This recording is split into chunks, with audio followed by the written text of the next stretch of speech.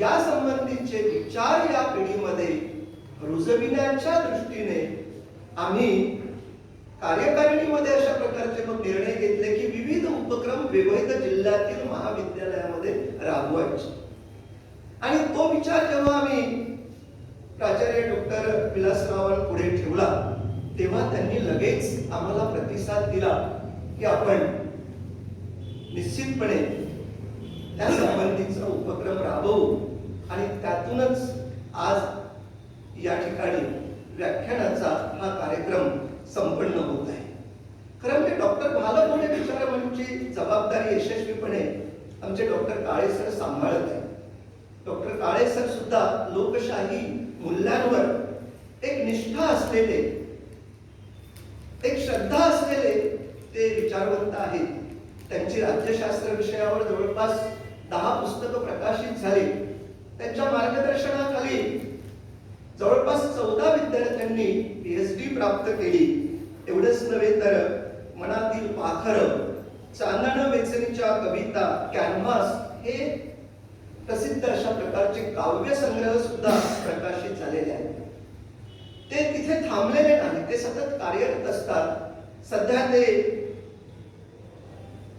मानव्य आणि सामाजिक अभ्यास मंडळ, Datta Meghe institute of medical sciences, अभिमत विद्यापीठ, सावंगी मेघे वर्धा इथे त्या मंडळाचे अध्यक्ष म्हणून कार्यरत आहे. आणि एवढंच नव्हे तर नागपूरला मराठी कवी लेखक संघटना जी आहे त्या संघटनेचे सुद्धा ते अध्यक्ष आहेत. आणि म्हणून अशा या बहुआयामी व्यक्तिमत्वाच्या नेतृत्वाखाली हा भालपुणे विचार मंच यशस्वीपणे वाटचाल करणार आहे. आणि जो उद्देश आहे तो प्रामाणिक उद्देश या ठिकाणी निश्चितपणे सफल होणार आहे याची आम्हाला खात्री आहे. आणि म्हणून त्याचाच एक भाग म्हणून आज भारतीय लोकशाही आणि सर्वसमावेशक आर्थिक विकास या विषयावर आज आदरणीय डॉक्टर खांदेवाले सर एक विचार पुष्प गुंफणार, एक आर्थिक विकासाच्या संदर्भात एक निश्चित अशी विचाराची दिशा ते आपल्या समोर मांडणार आहे.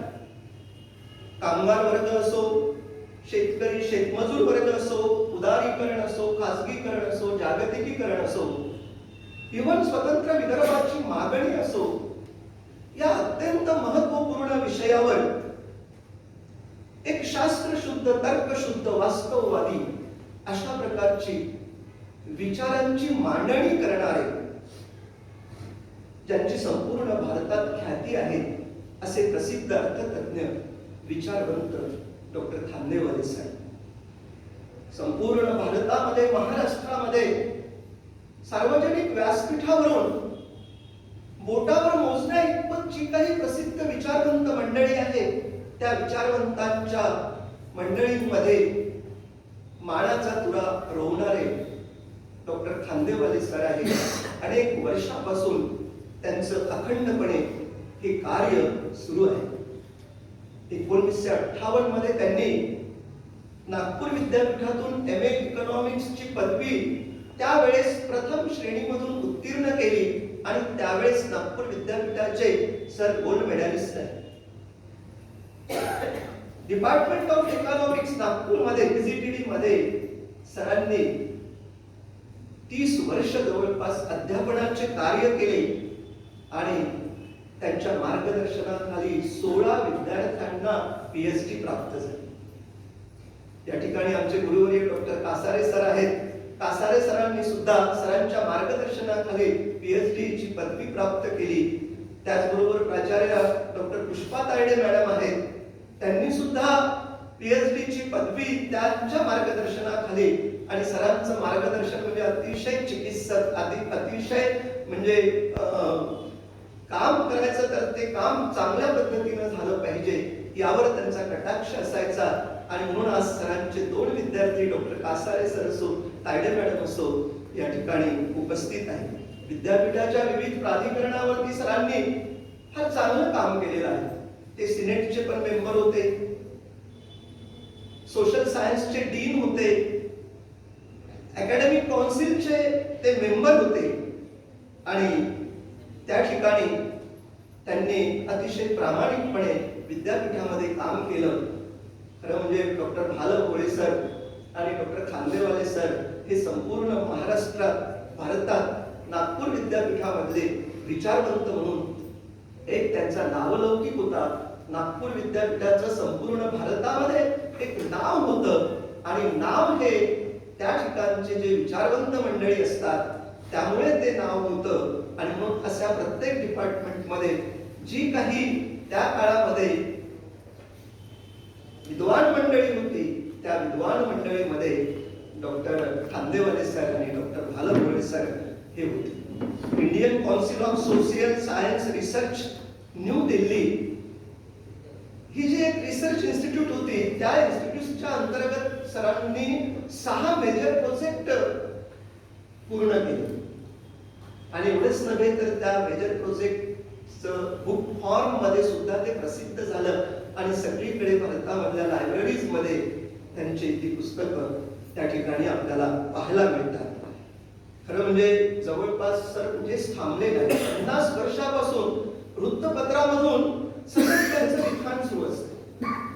स्वतंत्र विदर्भाच्या बाबतीमध्ये लोकमत सारख्या वर्तमानपत्रामध्ये त्यांच्या लेखमाला सुरू असायच्या की स्वतंत्र विदर्भ का हवा आहे, त्यामध्ये कोणती कारणं आहेत, का हा अनुशेष भरून निघत नाही, या संदर्भामध्ये अतिशय आकडेवारी सहित त्या लेखामध्ये आपल्याला ती माहिती ते उपलब्ध करून देत होते.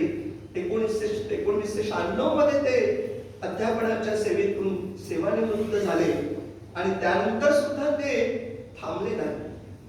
RS. Ruikar institute of labour and socio culture studies नागपूरचे ते त्या संस्थेचे डायरेक्टर झाले. मला आठवते की त्या संस्थेच्या आणि आपल्या यशवंत महाविद्यालयाच्या संयुक्त विद्यमाने डॉक्टर कासारे सर आयोजन करणारे होते आणि त्या वेळेस डॉक्टर खांदेवाले सर आणि डॉक्टर भाल भोळे सरांचे व्याख्यान आपल्या महाविद्यालयामध्ये आयोजित करण्यात आले होते. खूप मोठ्या संख्येने त्यावेळेस उपस्थित होता श्रोतावर्ग. अतिशय भाल भोळे सरांचं आणि सरांचं व्याख्यान एक दिशादर्शक विचार प्रवर्तक अशा प्रकारचं झालेलं होतं. डॉक्टर खांदेवाले सर हे सेवानिवृत्तीनंतर सुद्धा क्युबामधील हवाना या ठिकाणी जी इंटरनॅशनल कॉन्फरन्स झाली त्या ठिकाणी 2000 मध्ये ते त्या हवाना या ठिकाणी सहभागी झाले होते. एवढंच नव्हे तर 2003 मध्ये श्रीलंकेमधील कोलंबो या ठिकाणी ग्लोबलायझेशन वरती एक इंटरनॅशनल कॉन्फरन्स झाली होती. त्या इंटरनॅशनल कॉन्फरन्स मध्ये सर सहभागी झाले आणि एक आपला पेपर प्रेझेंट केला. केवळ फक्त ते व्याख्यानापुरते मर्यादित नव्हते, लिखाणापुरते मर्यादित नव्हते. मग शेतीचे प्रश्न असो, कामगारांचे प्रश्न असो, आर्थिक प्रश्न असो, स्वतंत्र विदर्भाची मागणी असो, या संदर्भामध्ये ज्या काही चळवळी होतात त्या चळवळीमध्ये सुद्धा ते प्रत्यक्ष सहभागी होत असतात आणि त्या पद्धतीने एक त्यांना चळवळीच्या कार्यकर्त्यांना मार्गदर्शन सुद्धा करीत असतात. विदर्भ राज्याची संकल्पना हे एक पुस्तक जे प्रकाशित झालं त्या पुस्तकामध्ये सरांची विस्तृत अशी स्वतंत्र विदर्भाच्या बाबतीमध्ये एक मुलाखत प्रसिद्ध झाली. का स्वतंत्र विदर्भ हवा आहे. इवन शरद जोशीच्या काळामध्ये जी शेतकरी संघटना सर्वोच्च बिंदूवर होती त्यावेळेस सुद्धा सरांनी अनेक पुस्तिका काढल्या आणि त्यामधून त्यांच्या विचारांची ते मांडणी करत होते की पुतळे जाळणं हे योग्य आहे का, डंकेल प्रस्ताव हा योग्य आहे का, या आधारावर आपली एक विचाराची बैठक त्या वेळेस ते आपल्या व्याख्यानातून आणि लिखाणातून मांडत होते.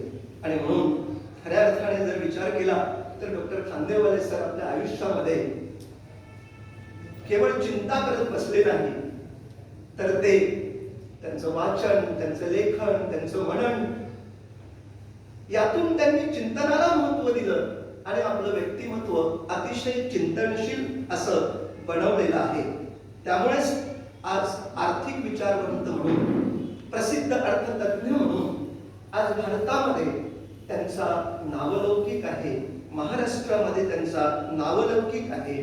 सरांनी याही वयामध्ये आपला ज्ञानदीप विजू दिला नाही. आपला ज्ञानदीप सतत तेवत ठेवला. आपल्या प्रज्वलित ज्ञानज्योतीने विद्यार्थ्यांची आणि समाजाची ज्ञानज्योत प्रज्वलित करण्याचं त्यांचं अखंडपणे कार्य सुरू आहे. गेल्या या कोरोनाच्या काळामध्ये 2 वर्ष झाले सर घरामध्ये जरी बसून असले तरी ते काही फक्त बसले नाही. त्यांचं वाचन, त्यांचं लिखाण, त्यांचं मनन सतत सुरू होतं. आणि मग काळे सरांनी आणि देशमुख सरांना आमच्या समोर प्रश्न होता की डॉक्टर खांदेवाले सर येतील का. लगेच डॉक्टर काळे सर त्यांच्याकडे अप्रोच झाले आणि सरांनी होकार दिला. यातच सरांचं मोठेपण आहे असं म्हणायला हरकत नाही. अर्थात सरांचा परिचय विस्तृत करून देतो म्हटलं तर वेळ खूप कमी पडतो. तायडे मॅडमनी मला तो परिचय पाठवलेला होता, पण शेवटी वेळ ही महत्वाची असतं, वेळेचं बंधन महत्वाचं असतं आणि म्हणून त्यांचा खरा जो परिचय आहे, त्यांचं जे ज्ञान संपन्न विचार प्रवर्तक विचारवाणीतूनच आपल्याला खऱ्या अर्थाने त्यांचा परिचय होईल. आणि म्हणून तुर्तास तरी एवढाच परिचय पुरेसा असं मी समजतो आणि माझ्या शब्दांना, या परिचयात्मक शब्दांना पूर्णविराम देतो. धन्यवाद.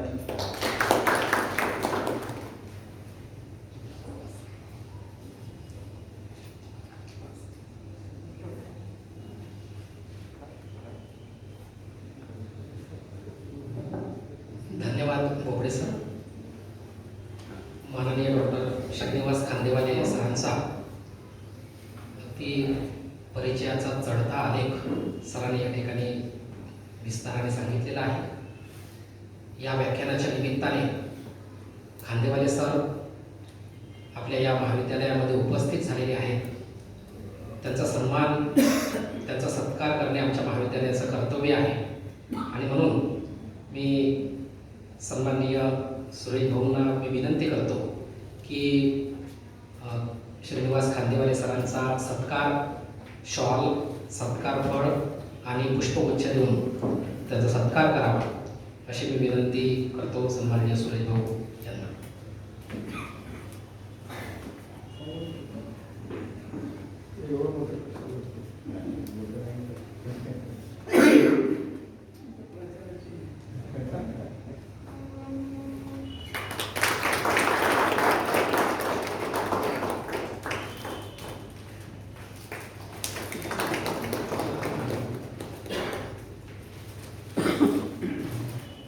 धन्यवाद सर.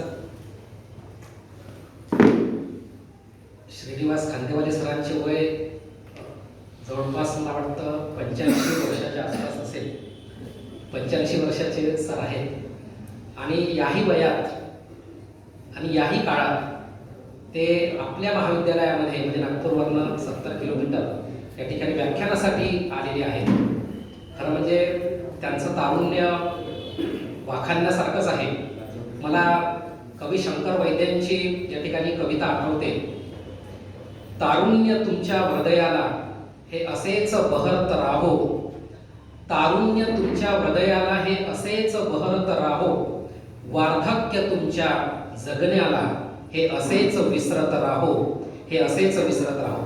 या कवितेने मी सरांना या ठिकाणी आमंत्रित करतो की त्यांनी भारतीय लोकशाही आणि सर्वसमावेशक आर्थिक विकास या विषयावरती विस्तृत असं विवेचन या ठिकाणी करावं. सन्माननीय डॉक्टर श्रीनिवास खांदेवाले सर.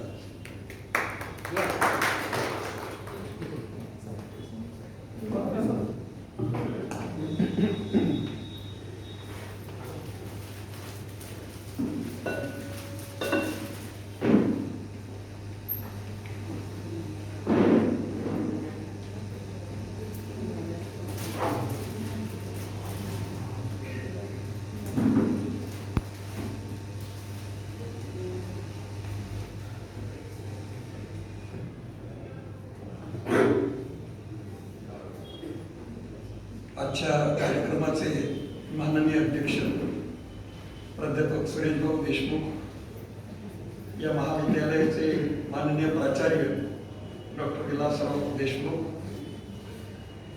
डॉक्टर भालगोळे विचारमंचाचे सचिव डॉक्टर अशोक काळे, आपण सर्व माझे सहकारी बंधू आणि भगिनींनो, आपण आज डॉक्टर भोळे विचारमंच आणि यशवंत महाविद्यालय यांच्या संयुक्त विद्यमाने आयोजित कार्यक्रमामध्ये जमलेले आहोत आणि आपला आजचा विषय आहे भारतीय लोकशाही आणि समावेशक आर्थिक विकास.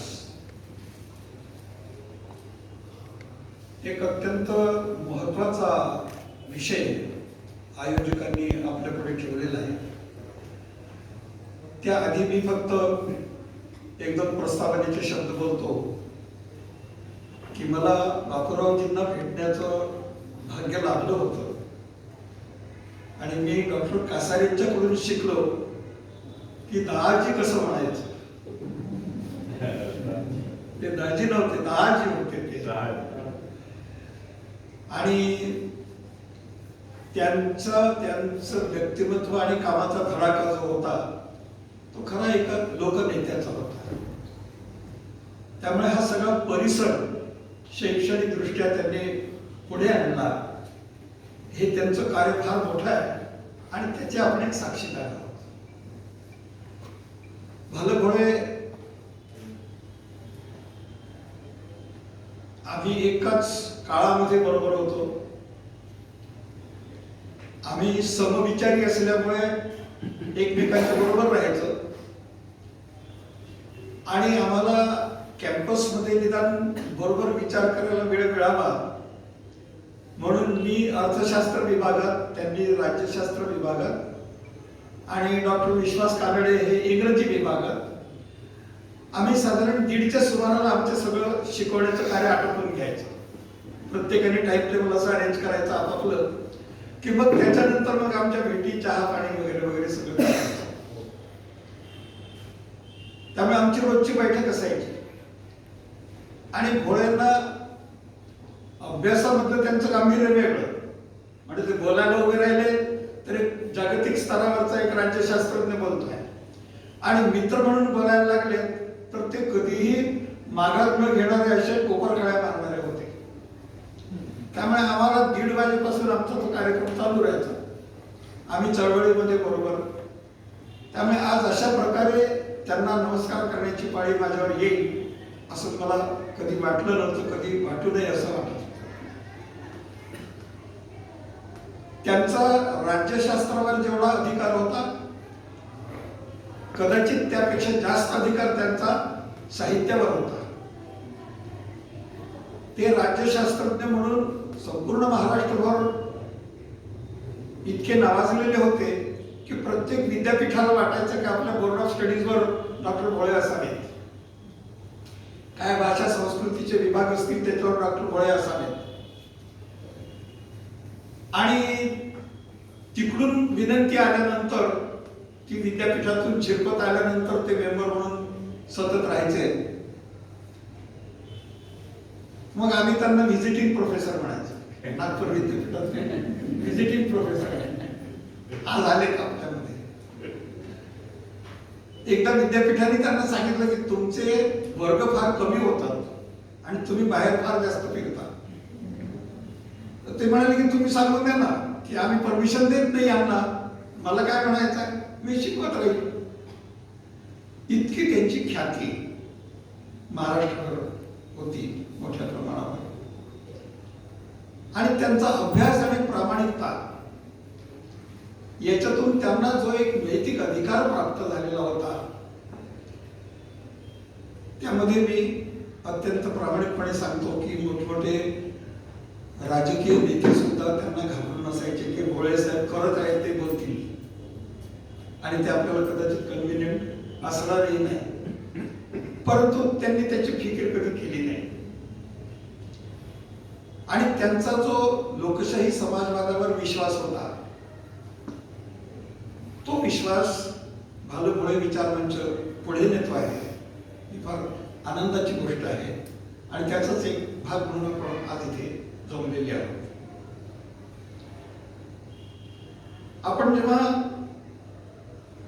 भारतीय लोकशाहीकडे पाहतो आणि लोकशाही या मॉडेलकडे पाहतो त्यावेळेला आपल्याला एक गोष्ट नमूद करायला पाहिजे की समाजाची रचना कशी असावी याचे जे प्रयोग पूर्वीपासून चालू आहेत हजारो वर्षांपासून त्याच्यातला हा आधुनिक प्रयोग आहे.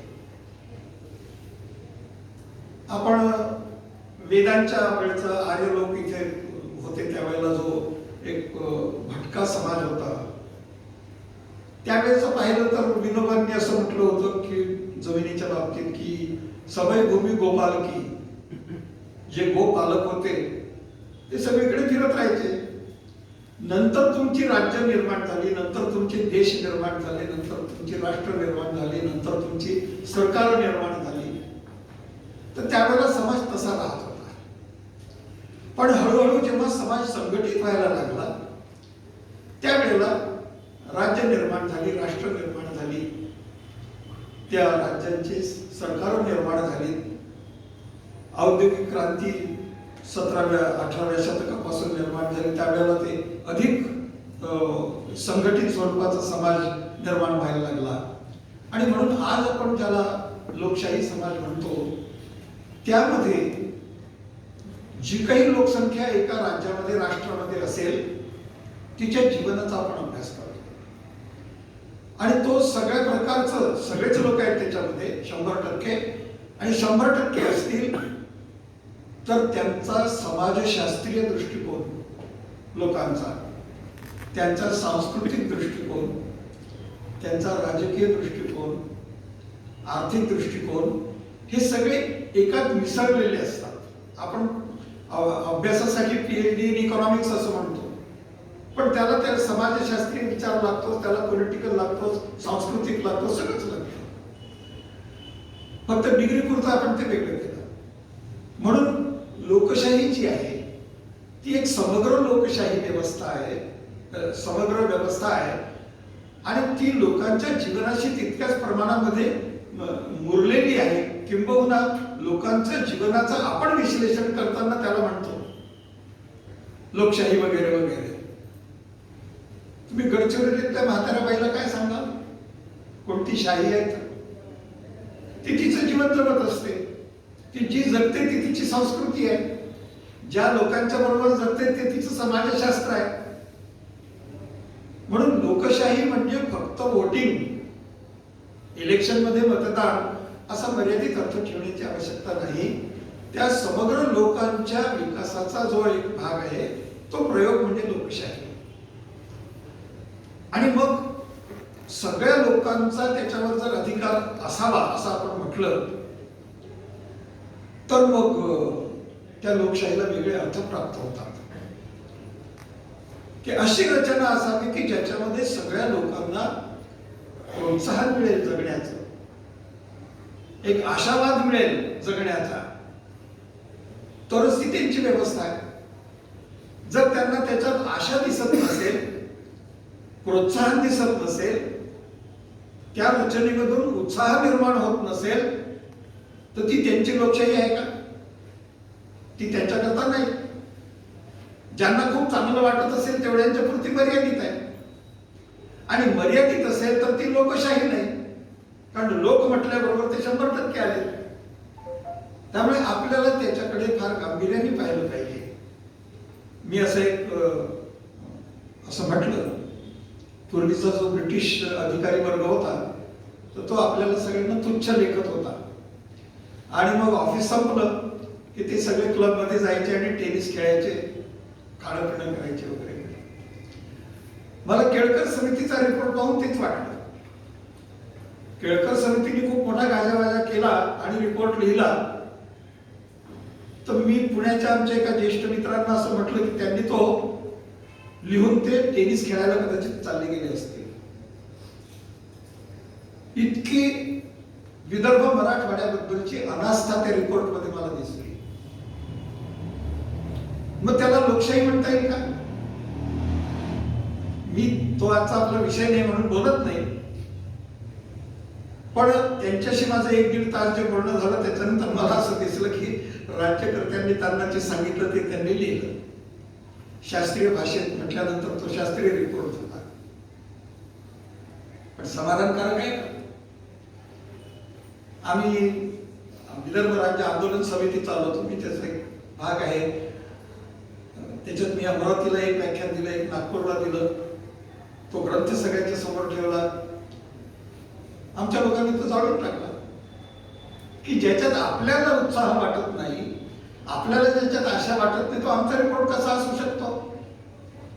आणि त्यामुळे लोकशाहीला जो अर्थ मूलभूत आहे तो असा की त्यामध्ये त्या क्षेत्रामध्ये भौगोलिक क्षेत्रामध्ये राहणारे जे लोक आहेत त्या सगळ्यांच्या आयुष्याला एक वळण देणारी, उत्साह देणारी अशी व्यवस्था असणं म्हणजे लोकशाही आहे.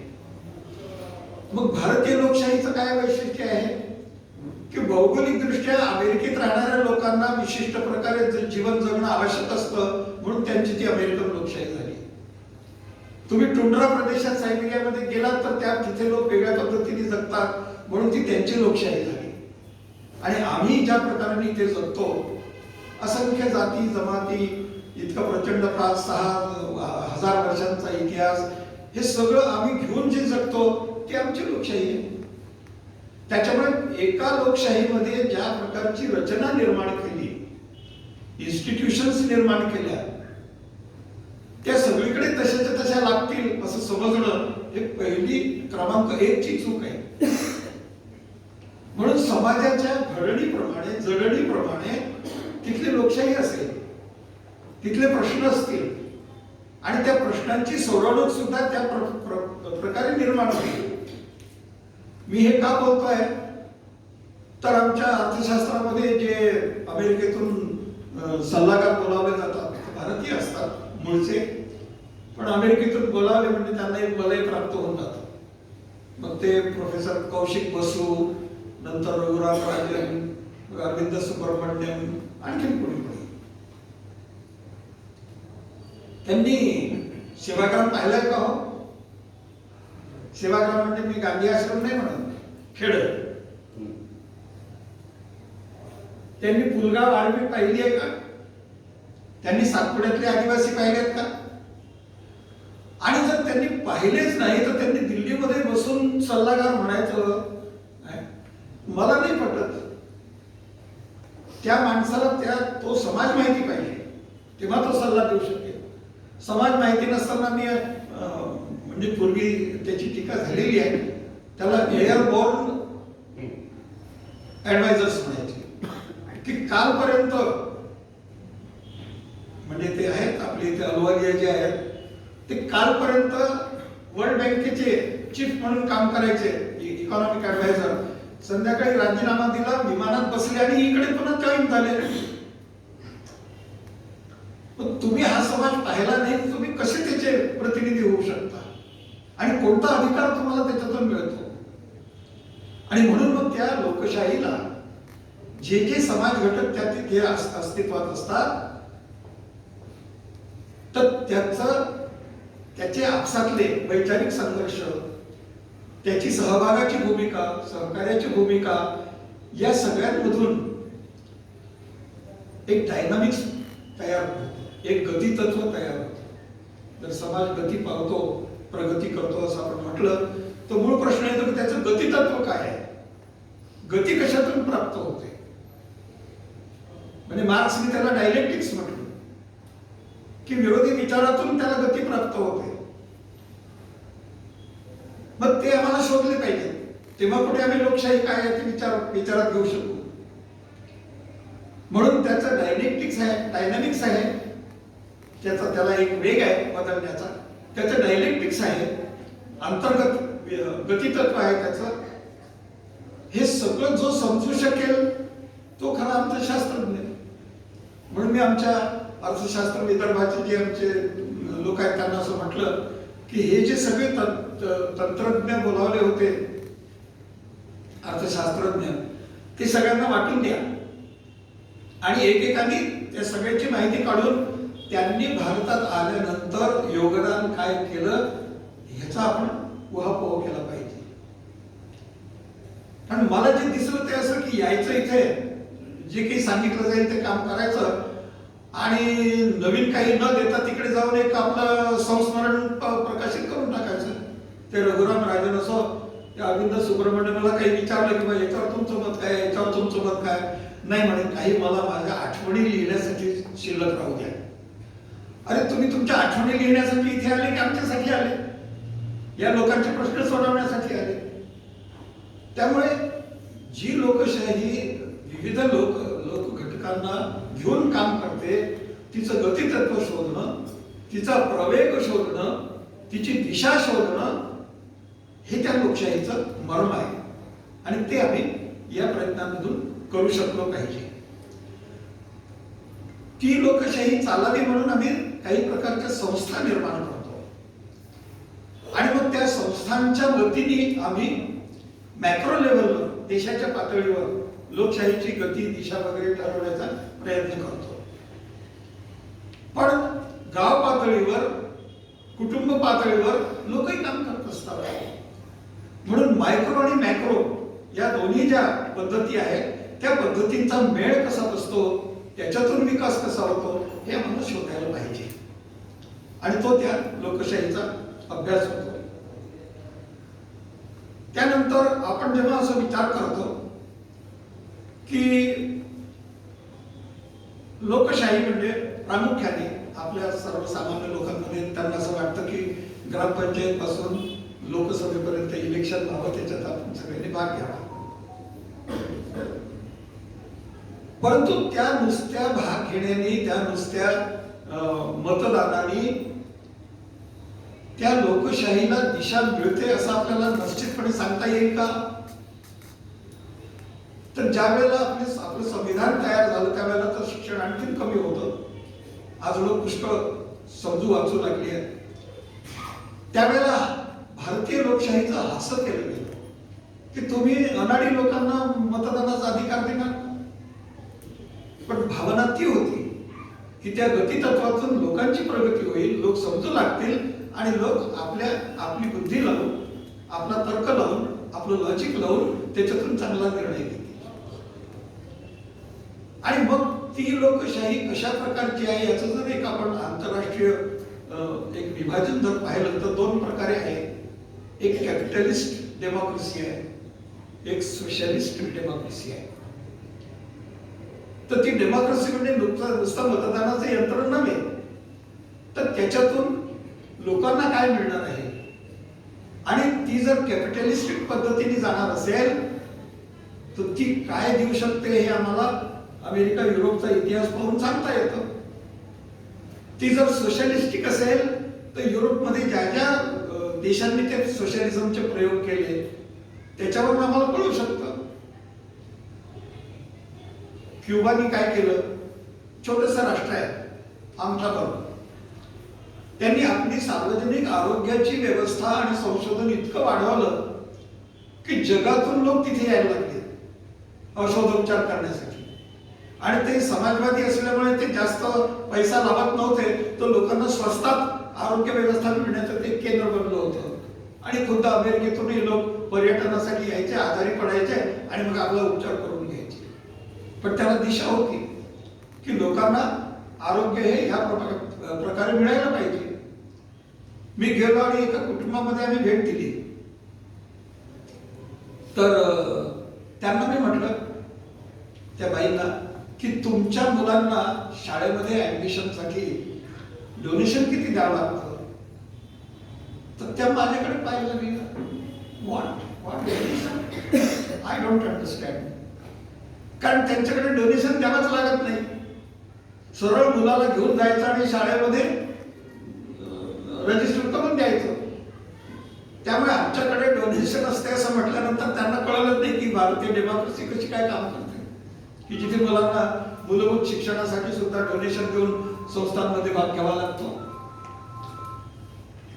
त्यामुळे आजही जगामध्ये डेमोक्रेसी म्हटल्यानंतर त्या डेमोक्रेसीची दिशा कोणती, त्या डेमोक्रेसीची उद्दिष्ट कोणती तुम्ही स्वीकारलेल्या याची चर्चा करावी लागते. आणि जी तुम्ही उद्दिष्ट स्वीकारली आहे, जी तुम्ही दिशा स्वीकारली आहे ती योग्य आहे का याची वारंवार तपासणी करावी लागते. आणि म्हणून त्याला आपण विचार प्रणाली म्हणतो, आयडिओलॉजी म्हणतो. त्याचा आणि लोकशाहीचा फार फार जवळचा संबंध आहे. उदाहरण काय आहे की आपण स्वतंत्र होईपर्यंत, आपलं संविधान लिहीपर्यंत जे काही आमचे वेगवेगळ्या पक्षांचे लीडर्स होते, त्या सगळ्यांवर समाजवादाचा प्रभाव होता. काँग्रेस पक्षाने 1938 मध्ये आपलं प्लॅनिंग कमिशन स्थापन केलं होतं, सत्तेत नसताना सुद्धा. याचा विचार तर होऊ दे की आम्ही स्वतंत्र झालो तर आम्ही कसा आमचा विकास करू, म्हणून काँग्रेसचं प्लॅनिंग कमिशन 38 सालचं आहे. तेव्हापासून लोकांमध्ये त्या प्रकारचा विचार आला. डॉक्टर आंबेडकरांनी जेव्हा 1946 मध्ये त्यांचं पुस्तक लिहिलं, त्यामध्ये स्टेट्स अँड मायनॉरिटीज, त्याच्यामध्ये त्यांनी असं म्हटलं की मला भारतामध्ये सगळ्यांचा विकास व्हायचा असेल, ती लोकशाही रुजायची असेल, तर मला स्टेट सोशलिझम पाहिजे. शब्द त्यांनी वापरले. म्हणजे जे राज्य ही संस्था आहे ती स्वतः समाजवादी मताची असावी, त्याच्याशिवाय समाजवाद निघू शकत नाही. कारण तुम्ही चक्कीमध्ये वरून गहू टाकले तर कणिक मिळेल, ज्वारी टाकली तर पीठ मिळेल. मग तुम्ही गहू टाकताय की ज्वारी टाकताय याच्यावर अवलंबून आहे तुम्हाला काय मिळेल. आणि त्यामुळे तुमची राज्यव्यवस्था कशी आहे, त्या राज्यव्यवस्थेची विचार प्रणाली कशी आहे, त्याच्याप्रमाणे तुम्हाला लोकजीवन साकारलेलं दिसेल. आणि म्हणून स्वातंत्र्य मिळण्याच्या आधी आपल्या देशामध्ये लोकशाही असली पाहिजे याचा आग्रह धरला गेला, आणि ती समाजवादी असली पाहिजे याचा आग्रह धरला गेला. म्हणून नेहरूंच्या काळाकडे आपण जर बघितलं तर आपल्याला असं दिसेल की त्यांनी ग्रामपंचायतीपर्यंत 56 सालचा जो रेझोल्युशन आहे ग्रामपंचायतीचा, की ग्रामपंचायतीपासून निवडणुका व्हाव्यात, लोकप्रतिनिधी यावेत, त्यांना ट्रेनिंग मिळावं, त्यांनी त्याच्यात भाग घ्यावा, ही प्रणाली 56 सालापासून सुरू केली. प्लॅनिंग सुरू केलं. प्रत्येक गोष्ट समाजामध्ये अपरिपूर्ण असते असं आपण धरून चालतो. इतक्या लोकांचं जीवन त्याच्यात आहे म्हणून ते काही स्केलनी काढलेली रेख अशी असणार नाही, तर ती डायलेक्टिकली पुढे मागे अशी ती चालत राहील व्यवस्था. पण दिशा कोणती आहे? आणि म्हणून तुम्हाला असं दिसेल की त्या 56 सालापासून जे प्लॅनिंग सुरू केलं 52 सालापासूनच, त्याच्यामध्ये एक मूलभूत विचार होता की या देशातली सगळी संसाधनं यांचा उपयोग हा लोककल्याणाच्या दृष्टीने झाला पाहिजे. आणि आपण मगा म्हटल्याप्रमाणे लोक म्हटल्याबरोबर 100% असं त्याला आपण लावलं पाहिजे की सगळ्यांनाच त्याचा स्वातंत्र्याचा आणि त्याचा लाभ मिळाला पाहिजे. संविधानामध्ये तसं लिहिलं गेलं की राज्याची कर्तव्य काय आणि काय काय घडू नये हे किती लिहिलं गेलं, की उत्पादन साधनांची मालकी मोजक्या लोकांच्याकडे जाऊ नये, संपत्तीचं केंद्रीकरण होऊ नये, विषमता वाढू नये. कारण विषमता म्हटल्याबरोबर कोणाला तरी जास्त आणि कोणाला कमी. विषमता जास्त आहे म्हटलं तर जास्त वाल्यांना आणखीन जास्त आणि कमी वाल्यांना आणखीन कमी. हे जर आपण समजून घेतलं तर संविधान तयार करणाऱ्यांनी या लोकशाहीला एक चेहरा, एक दिशा देण्याचा प्रयत्न केला. आणि म्हणून मग अशा प्रकारचं जर संविधान आमच्याजवळ आहे तर आमच्यापैकी प्रत्येकाला विकास करण्याचा मार्ग मोकळा आहे, त्याला स्वातंत्र्य मिळेल असा आशावाद त्याच्यामधून निर्माण होतो. तो तेव्हाही झाला आशावाद. आणि आज जर आपण प्रत्यक्ष परिस्थितीमध्ये पाहिलं तर आपल्याला असं दिसतं की त्याला आपले जुने कंदील होते ना, त्याच्यात काजळी असायची, तर ती काजळी आलेली काय असं दिसायला. आणि मग ती काजळी आल्यानंतर जर दिवा विजायला लागला तर पुन्हा असं वाटतं की मग उजेड कुठून मिळेल आपल्याला, प्रकाश कुठून मिळेल. तर मग धर्म या संस्थेतून मिळेल का? थोडासा मिळतो, परंतु तो मर्यादित असतो त्या धर्माच्या लोकांपुरता. राजकीय पक्षाकडून मिळेल का? थोडा मिळतो, पण तो त्या राजकीय पक्षाच्या मेंबरच्या विचारसरणीपुरता मर्यादित असतो. मग सगळ्यांना 100% लोकांना घेऊन चालणारी यंत्रणा कोणती आहे? तर ती संविधान आहे की संविधान हे देशाच्या सगळ्या नागरिकांसाठी आहे आणि त्या संविधानामध्ये जे जे काही लिहिलेलं आहे त्याच्याप्रमाणे जे मूलभूत अधिकार असतील ते त्यांना मिळावेत. अजून मिळत नाही बरं, कारण लोकशाही प्रक्रिया मी सांगितल्याप्रमाणे त्या झिगझॅग असतात, कधी पुढे जातात कधी मागे जातात. तर त्याप्रमाणे कधी लोकांना मिळतं कधी कमी मिळतं, परंतु त्याची एक दिशा संविधानाने आपल्याला दाखवून दिलेली आहे. आणि म्हणून विचार करणाऱ्या लोकांना असं वाटतं की सगळे धर्म आहेत, सगळे राजकीय पक्ष आहेत, त्याचे मतभेद असतात, कधी कधी त्या आपसातल्या मारामाऱ्या असतात, तुम्ही रोज टीव्हीवर आजकाल पाहता. हे असताना मग आपल्या सगळ्यांना एकत्र जोडणारा विचार कोणता? जर एकाधिकारी अशी संस्था म्हटली, लोकशाही नाही एकाधिकारी, तर काय होतं की त्या एकाधिकाराशी संबंधित जेवढे लोक आहेत त्यांनाच मिळतं, बाकीच्यांना मिळत नाही. आणि मग लोकशाही म्हणजे जे आहे ते सगळ्यांना जसं सगळ्यात चांगलं वाटून कसं मिळेल या प्रकारची ती अवस्था. म्हणून एकाधिकारशाही आणि लोकशाही असे दोन मॉडेल जर आपण विचारात घेतले तर मग दोन गोष्टी होतात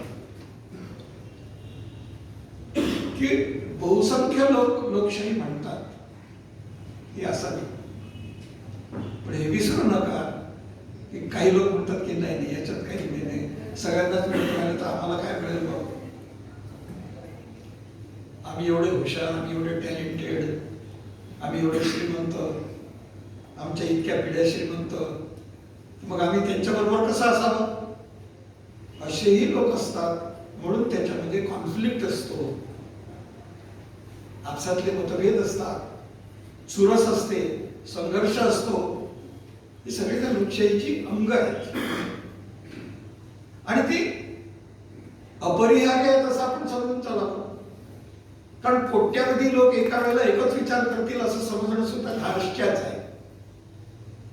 आणि म्हणून त्याच्यामधला जो अंतर्गत संघर्ष असतो तोही आपण समजावून घेतला पाहिजे आणि त्या सगळ्यांच्या वर जाऊन विकासाची दिशा पाहिली पाहिजे. म्हणून सोव्हिएत संघामध्ये जेव्हा त्या पद्धतीने विकास व्हायला लागला तर अमेरिकेमध्ये 1929 मधलं डिप्रेशन 10 वर्षापर्यंत ते चालूच राहिलं. त्याच्या आधी 10 वर्ष छोटे छोट्या मंद्या येत होत्या, 6 महिने 1 वर्षाची मंदी, अशा मंदीमधून ती मोठी मंदी आली. हे सगळं असताना सोव्हिएत संघामध्ये रोजगार वाढत होता, लोकांचं उत्पन्न वाढत होतं, एक सामाजिक बदल त्याच्यातून येत होता. तो सामाजिक बदल तुम्ही फार चांगल्या पद्धतीने नोट करण्यासारखा आहे. मी 2 उदाहरणं त्याच्यातली मांडतो की जो तिथला सोव्हिएत संघामधला मुस्लिम समाज होता त्या महिला अशाच होत्या, पडदा बुरखा पाहणारे. तो बुरखा टाकून तुम्ही शिका आणि शिकून आपला रोजगार कमवा, आपलं उत्पन्न कमवा, आपलं एक स्टेटस कमवा, हे तिथे करून दाखवलं गेलं. आणि म्हणून महिला विकासाच्या दृष्टिकोनातून त्याच्याकडे पाहिलं तर सगळ्या जगाला त्यांनी दाखवून दिलं की आम्ही महिलांना बरोबरीचा दर्जा दिला, त्यांना शिक्षण दिलं, त्यांना नोकऱ्या दिल्या. असं इतर देशात झालंय का दाखवा. ते तिथे घडून आलं. आमच्या नागपूर विद्यापीठामध्ये रशियन भाषा शिकवायची, त्या शिकवण्यासाठी एक रशियन माणूसही आलेला होता आणि तो मग भारतीय सारखा सगळा वागायचा. म्हणजे सुरेश भाऊचा जसा ड्रेस आहे तसाच तो ड्रेस घालून यायचा, झब्बा पैजामा, छोटीशी आपली गाडी घेऊन यायचा आणि बोलण्यामध्ये फार हुशार. त्यावेळेला इंदिरा गांधी प्राईम मिनिस्टर झाल्या तर चहाच्या वेळेला तोही आमच्या बरोबर असायचा, गप्पा गोष्टी चालायच्या. मग लोक त्याला जरा टोचून प्रश्न विचारायचे की आमचा देश पहा कसा आहे, तर एक महिला आमची प्रधानमंत्री झाली, आहे का तुमच्या सोव्हिएत संघात असं? फार हुशार माणूस. तो म्हणे नाही, आमच्या इथे असं नाही आहे, अजून कोणी महिला प्रधानमंत्री नाही झाली. पण म्हणे मी एक प्रश्न विचारतो तुम्हाला, त्याचंही उत्तर देऊन टाका. आमच्या इथे सामूहिक शेतीमध्ये पुरुषांनी मतदान करून शेकडो महिलांना अध्यक्ष केलेलं आहे. पुन्हा मी रिपीट करू का? आमच्या इथे सामूहिक शेतीमध्ये पुरुषांनी मतदान करून सुद्धा असंख्य महिलांना अध्यक्ष केलं आहे त्या सामूहिक शेतीचं. तर माझी विनंती आहे की तुमच्याकडे सामूहिक शेती आहे का? त्याच्यात लोकशाही आहे का? त्याच्यात महिलांना तुम्ही अध्यक्ष निवडून देता का? हे तुम्हाला सांगा. आम्ही खूप चूक,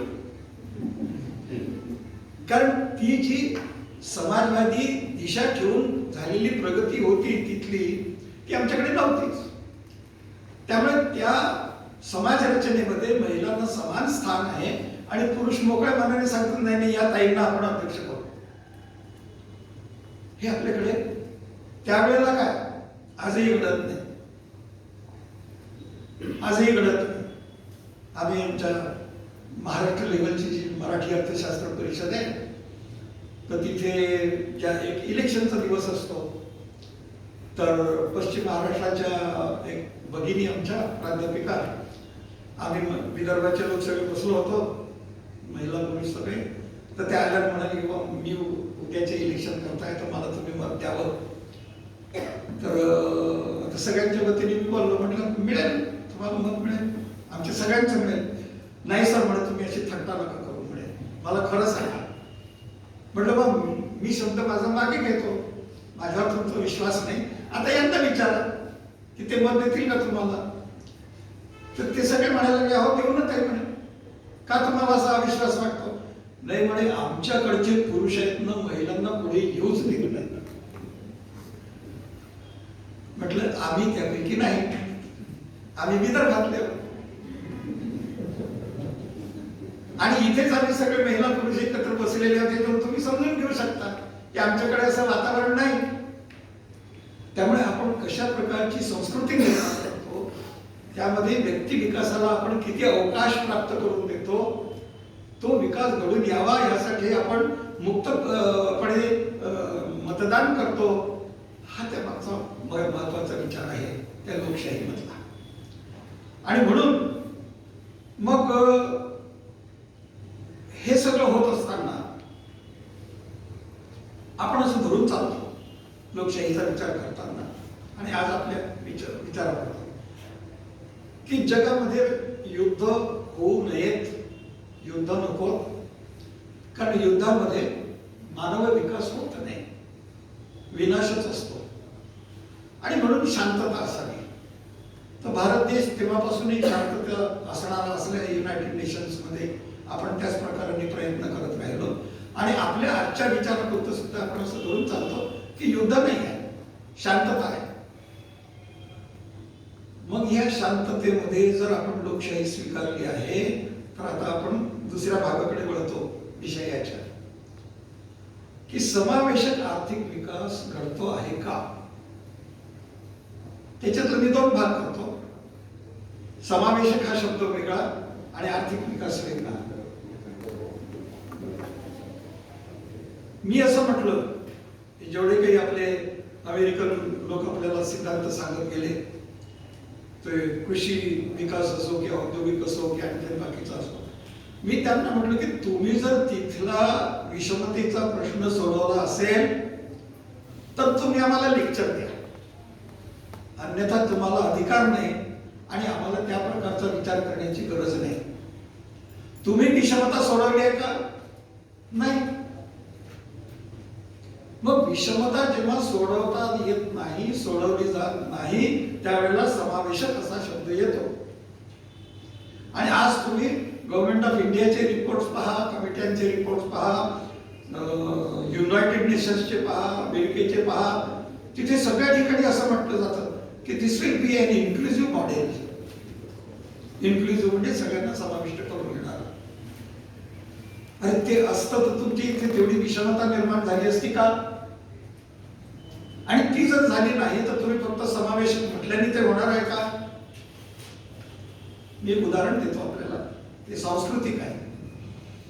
एक इंग्लिश पिक्चर होतं अमेरिकन, तर त्याच्यामध्ये एक जहाज बुडत असतं आणि ते बुडत असताना सर्व कर्मचाऱ्यांना सांगितलं जातं की जितक्या लोकांना तुम्हाला सुरक्षित त्या बोटी असतात छोट्या जोडलेल्या त्याच्यामध्ये नेता येईल तिथे त्यांना बसवा आणि आपण त्यांना तिकडे नेऊ.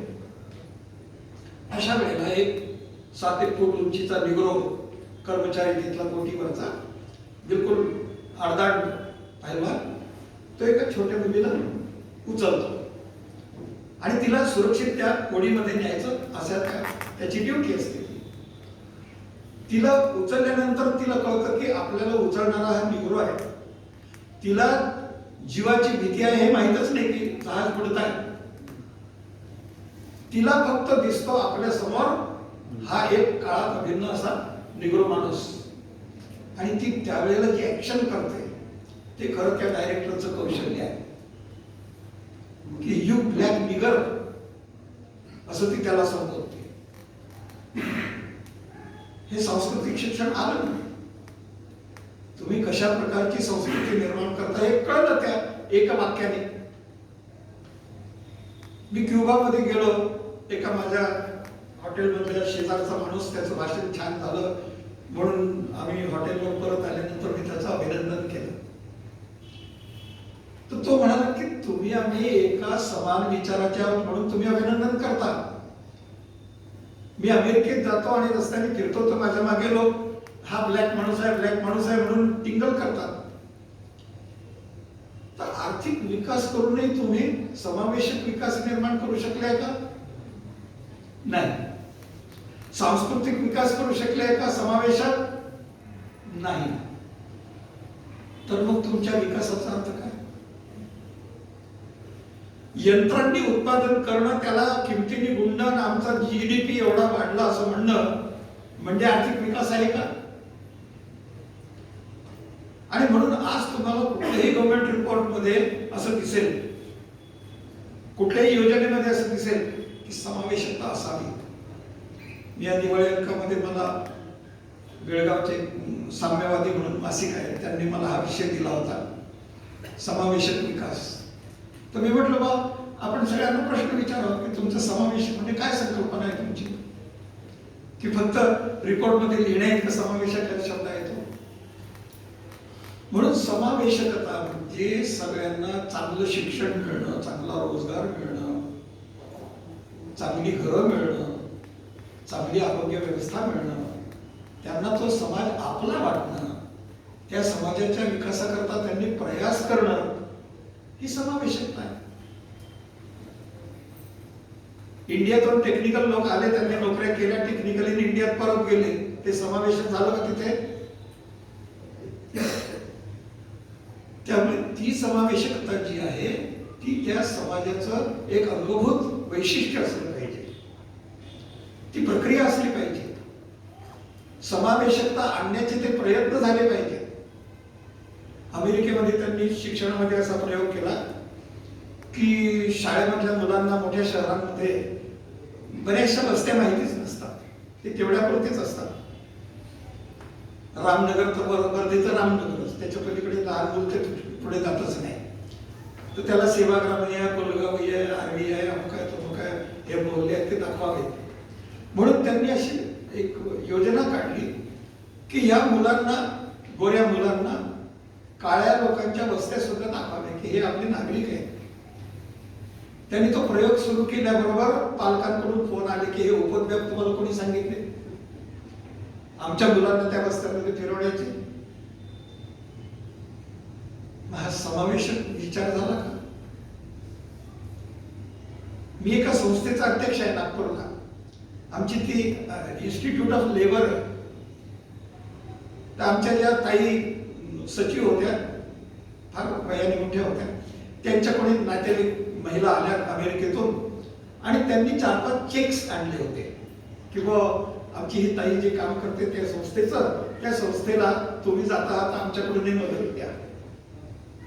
त्यांनी ते चेक्स घेतले आणि नंतर मग माझ्याजवळ येऊन म्हणाले, डॉक्टर साहेब म्हणे एक अडचण आलेली आहे की त्या असं म्हणतात की त्यांनी तिथेच अमेरिकेतल्या लोकांना फोनवरून सांगितलं की बाबा मी देते आहे, ती अशा प्रकारची लेबर इन्स्टिट्यूट आहे त्यांनी तिथून सांगितलं, लक्षात घ्या, तिथून सांगितलं की ते लेबर इन्स्टिट्यूट असेल तर आमची मदत त्याला देऊ नका.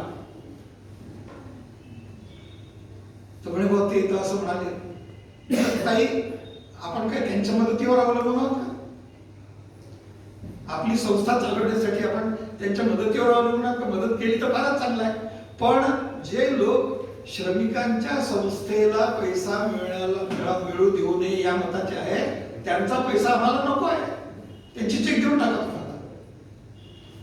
मग त्या ताईंना सांगितलं, म्हणजे अमेरिकेला म्हटलं आम्हाला नको, तुमचे चेक्स नको, ते घेऊन टाका. मग त्या पुन्हा बोलल्या त्या लोकांशी, अरे ते तर फार विचित्र झालं म्हणजे तुम्ही काही बोलले वगैरे वगैरे, ते लोक काही चेक घेत नाही आहे. मग ते म्हणाले की वी आर व्हेरी सॉरी, म्हणे आम्ही असं नको होतं म्हणायला, तुम्ही त्यांना आमच्यातर्फे विनंती करा. म्हटलं बाबा ते आमच्या माती ते रुईकर पाहतील आणि ते तुम्ही मला त्याच्याशी काही बोलायचं नाही. पण देश श्रीमंत झाला नुसताच म्हणजे त्याची संस्कृती बदलते, त्याची सामाजिकता बदलते असं होत नाही, हे मला म्हणायचं आहे. आणि ते जर ते होत नसेल तर हा अर्धांगी विकास आहे, आर्थिक विकास. आपण सगळे खाण्याची मशीन आहोत, कपडे आपण वापरतोय, झालं, याच्या पलीकडे आम्हाला विचार काही नाही आहे. असे जर मशीन्स आपण निर्माण करत असलो, रोबोट निर्माण करत असलो, तर तिथे संस्कृती निर्माण होत नाही. ती संस्कृती लोकशाही संस्कृती नसते की बा सगळ्यांना आम्हाला सांभाळून घ्यायचं आहे. आणि ती जर सगळ्यांना सांभाळून घेत नसेल तर मेकॅनिकली लोक येतील, मेकॅनिकली यंत्रवत काम करतील, यंत्रवत ते विकलं जाईल, यंत्रवत त्याचा उपभोग घेतला जाईल, पण मानवी संबंध सुधारणार नाही. म्हणून समावेशकता या शब्दाला एक मानवीय दृष्टिकोन आहे, अंडरपिनिंग आहे, ते अभिप्रेत आहे त्याच्यामध्ये. आणि ते जर नसेल तर मग तुम्ही कशा करता विकासाचं बोलता? लोक आपलं आपलं कमावतात, जे खायचे ते खातात, तुम्ही काही जास्त बोलायची गरज नाही. पण तुम्ही समावेशकता हे विशेषण जेव्हा जोडता तेव्हा त्याला एक मूल्य आहे, आणि ते मूल्य जर तुम्ही निर्माण करत नसाल तर मग ते समावेशक नाही. म्हणून मी त्या दिवाळी अंकाच्या लेखातही म्हटलं किंवा आपण सगळ्यांनी एकमेकाला विचारावं की आमची काय कल्पना आहे समावेशकतेची, सरकारची काय कल्पना आहे समावेशकतेची, आणि सरकारने काय केलं समावेशकतेकरता, आमच्या सामाजिक संस्था काय करतात समावेशकतेकरता. जर आम्ही समावेशकता असावी या लोकांचे नसलोच तर तो शब्द त्या रिपोर्टला जोडून काय उपयोग आहे? आणि मग एका प्रकारची समावेशकता मात्र असते. ती समावेशकता कशी की आर्थिक विकासाला दोन अंग आहेत. एक आहे संपत्ती निर्मितीचं अंग आणि दुसरं आहे संपत्ती वाटपाचं अंग. तर मग तुम्हाला श्रमिक पाहिजेत की नको? बाबा पाहिजेत ना. मग मुंबईमध्ये गिरण्या कोण चालवतं? उत्पादन कोण करतं? मालक करतो का? मजूरच करतात. पण ते मजूर कोरोनामध्ये घरी पायी जात होते, सायकलनी जात होते, त्यावेळेला कोणीतरी एका मालकाने येऊन त्यांना बसेस अवेलेबल करून दिल्यात का? की नाही तुम्ही आमच्या इथे एवढी संपत्ती निर्माण केली, तुमच्या घरी आम्ही तुम्हाला पोहोचवतो? नाही कोणी केलं. एखादा अपवाद असेल. मग त्या मजूर मालकांमधले संबंध कोणते आहेत? समावेशकतेचे आहेत का? शोषणाचे आहेत.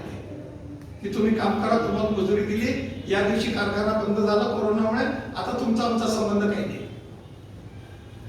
आणि पुन्हा जर आम्हाला गरज असेल तर आम्ही तुम्हाला बोलावून घेऊ. कोरोना संपत आला होता पहिला दौर, त्यावेळेला उत्तराखंडमध्ये, उत्तर भारतामध्ये एका ठिकाणी ते काय कोणती ती आपण भाजी निर्माण करतो, फार महागाची असते ती, तर ते निर्माण करण्यासाठी त्यांना तेच मजूर पाहिजे होते. त्या मालकाला त्यांनी छत्तीसगड मधून त्यांची विमानाची तिकीट काढली आणि त्यांना विमानाने तिथे बोलावलं.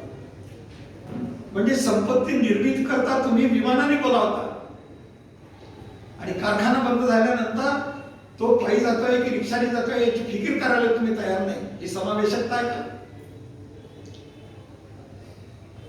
त्यामुळे समावेशकतेचं मूल्य हे संघटित समाजामध्ये अशा तऱ्हेने निर्माण करावं लागतं की प्रत्येक तरुण मुलाला, छोट्या मुलाला सुद्धा हे सांगायचं की आपले संबंध इंटरडिपेंडन्सचे आहेत. आपण एकमेकांवर अवलंबून आहोत. म्हणून ते मजूर असल्याशिवाय संपत्ती निर्माण होत नाही. ते शेतकरी असल्याशिवाय धान्य निर्माण होत नाही. मी एक महत्वाचा प्रश्न विचारलाय, मला उत्तर मी शोधतोय, तुम्ही पण द्याल मला. ते उत्तर असं आहे की आता जे आंदोलन झालं दिल्लीच्या बॉर्डरवर उत्तर भारताचं, त्याच्यामध्ये खेड्यापाड्यातून ट्रॅक्टर चालवत महिला आल्या, स्वतंत्रपणे ट्रॅक्टर चालवत. त्यांचे कॅनडामधले लोक आले, अमेरिकेतले शीख आले, इंग्लंड मधले आले, ऑस्ट्रेलिया मधले आले, ऍक्टर्स आले, इंजिनियर्स आले. आता तुम्ही माझ्या प्रश्नाचं उत्तर द्या. माझा प्रश्न असा आहे की तेच आंदोलन महाराष्ट्रात झालं असतं तर किती महाराष्ट्र ऍक्टर्स तिथे गेले असते, किती इंजिनियर्स तिथे गेले असते. त्या बॉर्डरवर बाजूच्या खेड्यातले जे लोक आहेत, त्या महिला पुरुषांनी त्यांना नाश्ता आणि चहा रोज दिला. किती महाराष्ट्रातल्या लोकांनी चहा नाश्ता दिला असता हो? मला मोठ्याने सांगावं आहे ना. म्हणजे माझ्या मताच्या आतून हा कोणता फरक आहे? हा सांस्कृतिक फरक आहे. आम्ही इतके नागरी बनलो, अर्बनाइज्ड, की आम्ही आता त्यांना जुमानतच नाही. ते खेड्यातले, त्यांचा आमचा काय संबंध आहे? त्यामुळे उत्पादन प्रणाली ही सुद्धा समावेशकता मारते. आर्थिक प्रणाली ही सुद्धा समावेशकता मारते. हे मला आपल्याला सांगायचं आहे आवर्जून. आणि मी हा प्रश्न पुन्हा काढणार आहे की अर्बनायझेशन आणि समावेशकता. आम्ही कौतुक कशाचं करतो महाराष्ट्रभर? आमचं अर्बनायझेशन इतकं आहे, आमचं अर्बनायझेशन इतकं आहे. अरे समावेशकता किती आहे सांगा ना. माझ्या शेजारचे गृहस्थ एकदा म्हणाले, काय म्हणायचं ते शेतकऱ्याला तर थोडस उत्पन्न मिळालं तर तो आपल्याला देतो का? काही म्हणे आपण कशाला त्याला मदत करायची? हे शहरी लोकांचा विचार आहे. तुम्हाला राग आला तर चांगलंच आहे, राग नाही आला तरी ते सत्य आहे असं आपण मानून चाललं पाहिजे. हे सत्य आहे. मग आपली विकासाची दिशा कोणती आहे? माझा एक विद्यार्थी, जसं आमचे डॉक्टर कासारे तायडे मॅडम आहेत, डॉक्टर कवी मंडल आहेत, माझे सगळे विद्यार्थी आहेत, यांचा सगळ्यांचा अनुभव आहे, तुमचाही अनुभव आहे.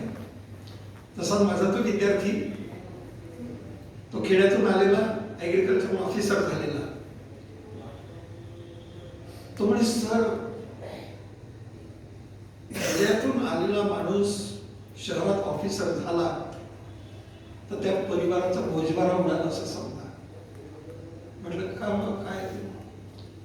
आता थोडी महिलांची टीका आहे म्हणून मी थोडस हळू आवाजात बोलतो, तुम्ही समजावून घ्या. म्हणजे जमीन त्या भावाने सांभाळायची जो कमीत कमी शिकलेला आहे, त्याला उत्पन्न मिळत नाही म्हणून तो गरीब आहे आणि त्याची बायको गरीब आहे. त्याच्या बायकोला शहरातली जाऊ समान ट्रीटमेंट देत नाही. ते खरं की खोटं? खरं. आता तुम्हीच बोलले, मला तर प्रश्न होता, तुम्ही सांगितलं ते खरं आहे आणि ते खरं आहे. हे असं पंजाबात घडलं का? पंजाबात नाही घडलं. त्यांनी एकमेकांच्या जमिनी सांभाळल्या की तुम्ही तिथे जा आंदोलन करायला. त्यामुळे समावेशकता हे मूल्य आहे, सांस्कृतिक मूल्य आहे. ते आर्थिक विकासामध्ये कसं आपल्याला इनकॉर्पोरेट करता येईल, अनुस्थित करता येईल, हे आपण पुन्हा सगळ्यांनी अभ्यासाला पाहिजे. तो पंजाबी समाज अजून त्याच्यापासून दूर नाही गेला, शेतीपासून. आम्ही गेलो दूर आणि आम्हाला अभिमान आहे की आम्ही शेतीपासून दूर आहोत. आम्हाला ते शेतीचं काही कर्तव्य नाही आणि तरी आम्ही समावेशकता शब्द लिहित जाऊ सगळीकडे की कृषी विकास समावेशक पाहिजे, औद्योगिक विकास समावेशक पाहिजे, त्याला अर्थ असो की नसो. मी असं उदाहरण दिलं की तुम्ही सगळ्यांनी पाहिलेलं आहे ते टीव्हीवर, जेव्हा ते लोक खेडोपाडी चालले होते, त्यावेळेला एका सुटकेसवर एक मूल झोपलेलं होतं आणि त्या सुटकेसला चाकं होती, त्याला दोरी लावून एक बाई ओढत घेऊन चालली होती. मी म्हटलं हा मुलगा 3-4 वर्षाचा जेव्हा 24 वर्षाचा होईल आणि भारतीय लोकांना चॅलेंज करेल की तेव्हा तुम्ही माझी काय काळजी केली. मी एका सुटकेसवर झोपून माझ्या आईने मला नेलं.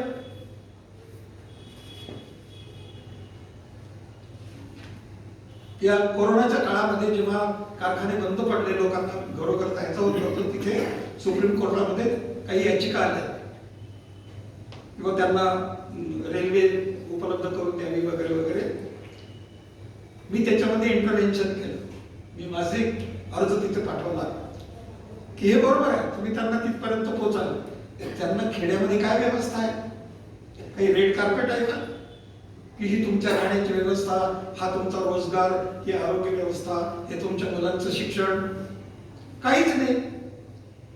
त्यामुळे मी असं म्हटलं की कलेक्टरला तुम्ही जबाबदार धरून एक समिती नेमण्याची व्यवस्था करावी आणि त्यामध्ये किती रोजगार जिल्ह्यातल्या जिल्ह्यात निर्माण होऊ शकतो याची व्यवस्था करून ते करावं.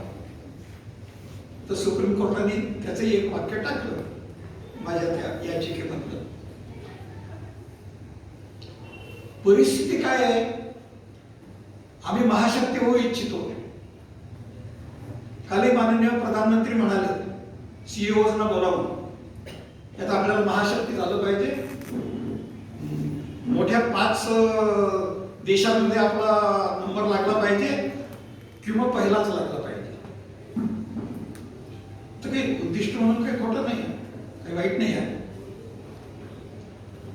कोरोनाच्या काळामध्ये एक चॅनलवाले बिहारमध्ये गेले आणि तिथे त्यांनी त्या गावातल्या मुलांचा इंटरव्ह्यू घेतला, शाळकरी मुलांचा.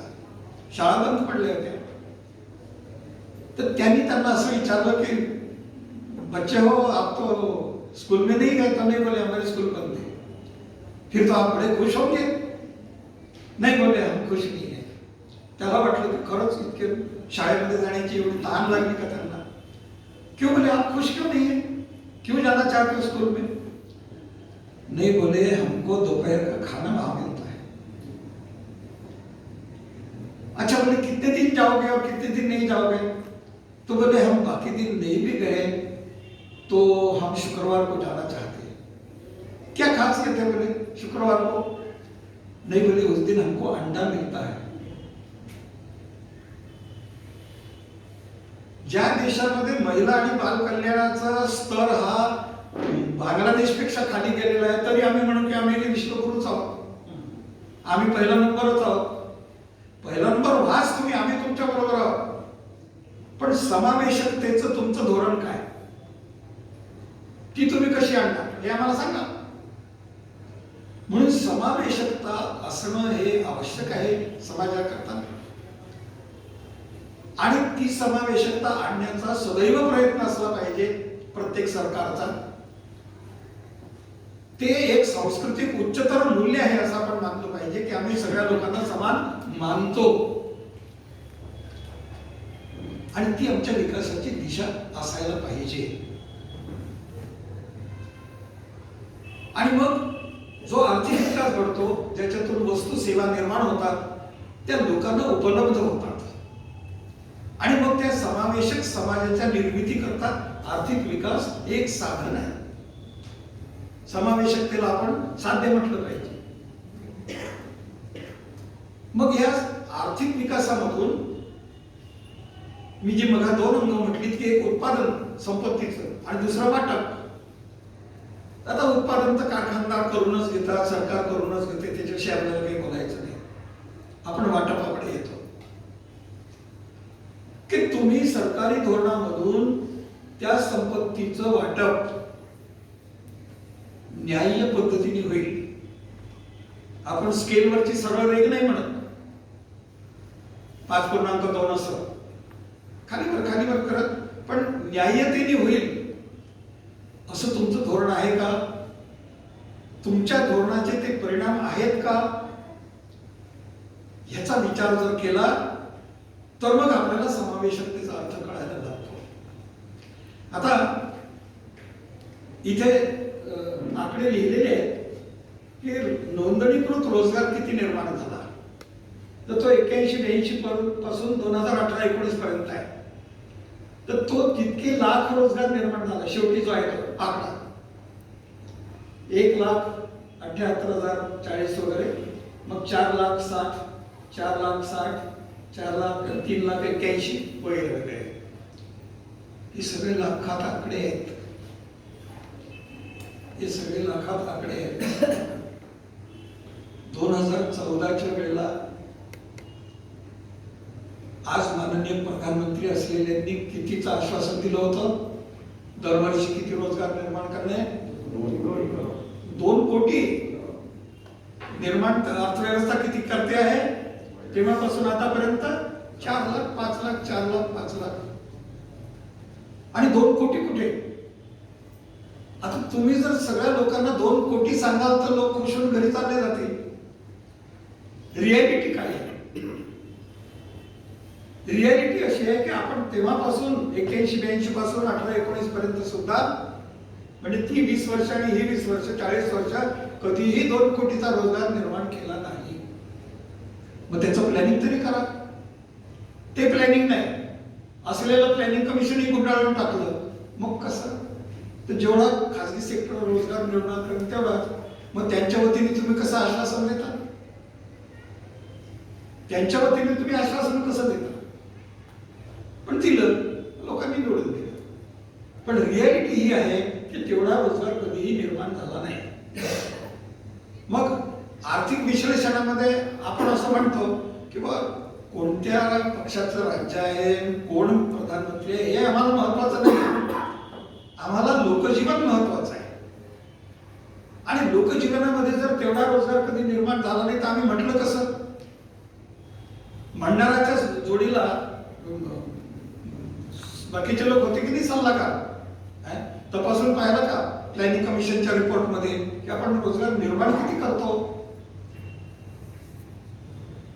तर त्यामुळे आपण तो कुठलाही अंदाज न घेता एक आकडा समजून दिला.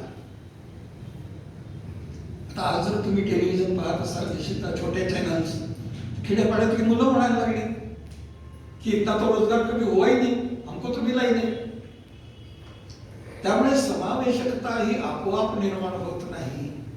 समावेशकता ही घडवून आणावी लागते. आणि रोजगार हा त्याच्यातला एक महत्वाचा दुवा आहे.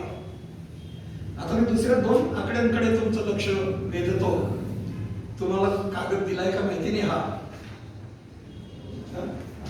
बरं तिथे लावलेला आहे. ते खाली जे तक्ता 1 आणि 2 असं म्हटलेलं आहे त्याच्यामध्ये मी फक्त वाचून दाखवतो की एक जो डावीकडचा आहे त्याच्यामध्ये उत्पन्नातील विषमता असं म्हटलेलं आहे. आणि दुसरीकडे जे हिस्सा म्हटलाय लोकांचा, आणि दुसऱ्यामध्ये संपत्तीतला हिस्सा म्हटलेला आहे. आता मी पहिल्यांदा उत्पन्नातला हिस्सा तुम्हाला माझ्या कागदावरून वाचून दाखवलं, तेच तिथे लिहिलेलं आहे. फक्त आकडे छोटे आहेत. एका ठिकाणी 1961 पासून 19 पर्यंतचा एक लेख आलेला आहे लंडन स्कूल ऑफ इकॉनॉमिक्सचा. तो मी सगळ्या ठिकाणी वापरला. हे सगळ्या ठिकाणी मी हे टेबल्स वापरले. त्याच्यामध्ये पहा 3 लोकसंख्येचं 3 मध्ये वाटणी आहे. सर्वात श्रीमंत 10%, सर्वोच्च 10%, मध्यम वर्ग 40% आणि तळागाळाचा मजूर वर्ग तो 50%. तर 50, 40, 10 असं मिळून 100%. तर सर्वोच्च जे 10% लोक आहेत त्यांचा हिस्सा राष्ट्रीय उत्पन्नामधला पर्सेंटेज मध्ये 1961 पासून 37% ते 91 पर्यंत 34% इतका थोडा कमी झाला, 3%. आणि मग तो पुन्हा वाढत गेला तर 55 झाला. 1919 मध्ये तो 56% आहे. ह्याला आपण सरकार जोडायची. 1961 मध्ये प्लॅनिंग सुरू झालं, आपण सोशलिझम म्हटलं, त्यामुळे विषमता थोडी मर्यादित होती. तर सगळ्या श्रीमंत लोकांचा हिस्सा हा जो 37% होता तो 34% वर आला. मग आपण 91 मध्ये नवीन आर्थिक धोरण स्वीकारलं. आर्थिक सरकार मागे हटायचं आणि सगळं मुक्त. ते 34/2012 मध्ये 55% झालं त्यांचा हिस्सा आणि 19 सालामध्ये 56% झाला हिस्सा. तो 91 सालापासून वाढत गेला. म्हणून जागतिकीकरण आणि लिबरलायझेशन हे जे आपण भाग पाहिले त्याच्यातून समावेशक समाज निर्माण झाला का असं जर म्हटलं तर श्रीमंत हे अधिक श्रीमंत झाले ही सरकारची आकडेवारी सांगते. मी पुन्हा सांगतो की ही वर्ष मी त्या मोठ्या टेबलमधून का निवडली. 61 म्हणजे विकास प्रक्रिया सुरू, 91 म्हणजे नवीन आर्थिक धोरण आणि 12च्या नंतर नवीन सरकार आलं. त्यांनी काही उलट केलं का नाही तर ते आणखी वाढून राहिलं 10%. आता हे जे 40% लोक आहेत आणि 50% लोक आहेत हे मिळून 90% होतात. यांना जो उत्पन्नातला शेअर मिळतो तो इंडिव्हिज्युअली सुद्धा कमी झाला. जे मध्यम वर्गाचे लोक आहेत त्यांना पूर्वी 61 मध्ये 42 मिळायचा, तो 91 साली 44 झाला, 45 थोडा वाढला समाजवादामुळे. आणि 91 पासून मग 2012 मध्ये तो 30% झाला, इतका कमी झाला. आणि 19 मध्ये 29% झाला, पुन्हा कमी झाला. म्हणजे जो मध्यम वर्ग आहे त्याचा हिस्सा कमी कमी होतो आहे. आणि जे 50% लोक आहेत त्यांचा 61 साली 21% शेअर होता, तो 91 पर्यंत 22% झाला. म्हणजे गरिबांची गरिबी थोडी कमी झाली, उत्पन्नातला हिस्सा वाढला. पण मग 91 साली ते मुक्त सुरू झाल्याबरोबर 2012 पर्यंत 15% वर कमी झाला पर्यंत आणि 19 मध्ये 14% पर्यंत कमी झाला. म्हणजे 50% मजूर वर्ग आणि 40% मध्यम वर्ग अशा 90% लोकांचा उत्पन्नातला हिस्सा कमी झाला आहे आणि 10% लोकांचा वाढला. याला आपण समावेशक विकास म्हणू का? आणि मग त्या 40% मध्ये थोडस कमी दारिद्र्य आहे, 50% मध्ये आणखी मोठं दारिद्र्य आहे. तर मी आपला वेळ घेत नाही, परंतु दुसरं जे टेबल आहे त्याच्यामध्ये संपत्तीचं वितरण आहे ते तसंच आहे. पण त्याच्यामध्ये 50% लोकांचा जो संपत्तीतला हिस्सा आहे तो फक्त मी तुम्हाला वाचून दाखवतो. 3-4 आकडे. तळाचे 50% लोकांचा 1961 साली हिस्सा 12% होता, शेवटचा कॉलम. तो 91 साली 8% पर्यंत कमी झाला. कारण आम्ही जरी मिक्स्ड इकॉनॉमी म्हटलं नेहरूजींनी तरी ती कॅपिटलिस्टिक होतीच. त्याला थोडासा एक टिंज होता समाजवादाचा, इक्वालिटीचा. 91 साली तळागाळाच्या लोकांचा संपत्तीमधला हिस्सा, संपत्ती म्हणजे ॲक्युम्युलेटेड, तो 8% पर्यंत कमी झाला. पुढे गंमत पहा, 2012 मध्ये तो 6% झाला आणि 2019 मध्ये 2.8%. मी असं लिहिलं त्या बेळगावच्या लेखामध्ये की ही प्रक्रिया जर अशीच सुरू राहिली तर या लोकांचा संपत्तीतला हिस्सा 0 पर्यंत जाऊ शकतो. आणि 0 पर्यंत गेला तर आम्ही भडंग समाज निर्माण करतोय का? की 10% संपत्ती वाढते आहे आणि बाकीचे लोक 0 पर्यंत पोहोचलेले आहेत. तो समावेशक होईल का? तो लोकशाहीला पोषक होईल का? लोकशाही व्याख्येमध्ये बसेल का? हे जर आपण पाहिलं तर त्याचं उत्तर नो असंच आहे. आणि हे आकडेवारी जी आहे ती 2014 पासून आणखी भयानकरित्या कमी होऊन राहिलेली आहे. त्यांचा शेअर जो आहे 90% लोकांचा तो अधिक कमी होऊन राहिलेला आहे. आता प्रश्न असा येतो की, आणि मी इतर ठिकाणी बोललो आहे, हे तुम्हाला मला जर कळतं ह्या आकड्यांवरून, सरकारला नाही कळत. तुमच्या माझ्यापर्यंत आकडेवारी येईपर्यंत सरकारच्या टेबलवर असते की नाही रोज संध्याकाळी, तरी सरकार महाशक्ती महाशक्ती म्हणत असेल. आम्हाला समावेशकतेचा अर्थ तर सांगा, लोकशाहीचा अर्थ तर सांगा. आपले जेव्हा 5व्या वेतन आयोगाच्या वेळेला मी कॅम्पसचा अध्यक्ष होतो प्राध्यापक संघटनेचा, ते LIB चे लोक यायचे आणि सर आज तुम्ही काय बोलणार आहे सांगा.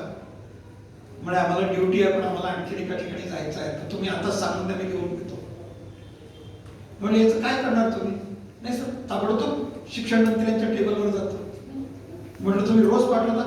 रोज आम्हाला तिथे पाठवलंच पाहिजे. म्हणजे राज्यभर काय चालू आहे ते रोज शिक्षण मंत्र्यांना टेबलवर कळतं संध्याकाळी. मग प्रधानमंत्र्यांना, अर्थमंत्र्यांना आणि बाकीच्या अधिकाऱ्यांना देशभर काय घडतंय कळत नाही का? रोज कळतं. मग हे असताना जर तुमची आकडेवारी असं दाखवते की 90% लोक हे गरीब आहेत, हे या महाविद्यालयाने फार चांगलं छापलेलं आहे, तुम्ही कृपया घेऊन टाकाल एक कागद. तो तुमच्या विचाराचा आणि तुमच्याही भाषणाचा अविभाज्य अंग बनलं पाहिजे की 90% लोक गरीब होत आहेत आपल्या नजरेसमोर. असं असताना जर तुम्ही म्हणत असाल की आम्ही एक उत्तुंग समाज निर्माण करतोय, तर ते खरं आहे का?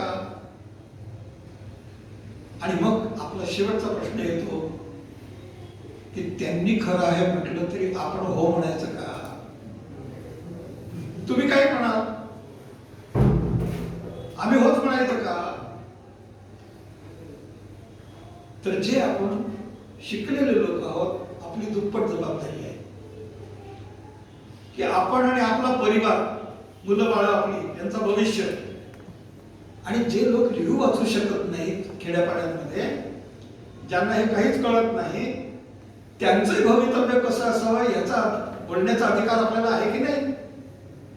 आणि ते जर असेल तर आम्ही त्यांच्याही वतीने बोललं पाहिजे आणि आम्ही आमच्याही वतीने बोललं पाहिजे. आता एक नवीन आविष्कार आहे, तो तुम्हाला सगळ्यांना माहित आहे की सरकारी यंत्रणा, दंडात्मक यंत्रणा एकदा वापरायला सुरुवात केल्याबरोबर कोणीच बोलत नाही. मग त्या सरकारमधले मंत्री बोलत नाही धोरणाबद्दल, त्या सरकारची जी अनेक राज्य पातळीवर सरकार असतात ती बोलत नाही, IAS ऑफिसर्स बोलत नाही, विद्यापीठाचे प्राध्यापकही बोलत नाही.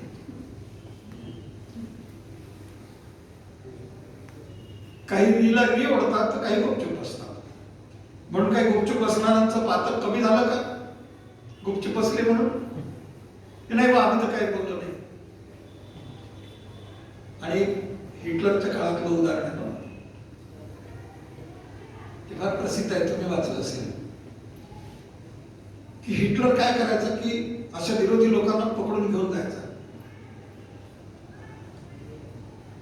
तर तो शेजारचा माणूस म्हणतो की त्या माझ्या शेजारच्या माणसाला पकडलं त्यावेळेला मी काही बोललो नाही, कारण मी काही कम्युनिस्ट नव्हतो.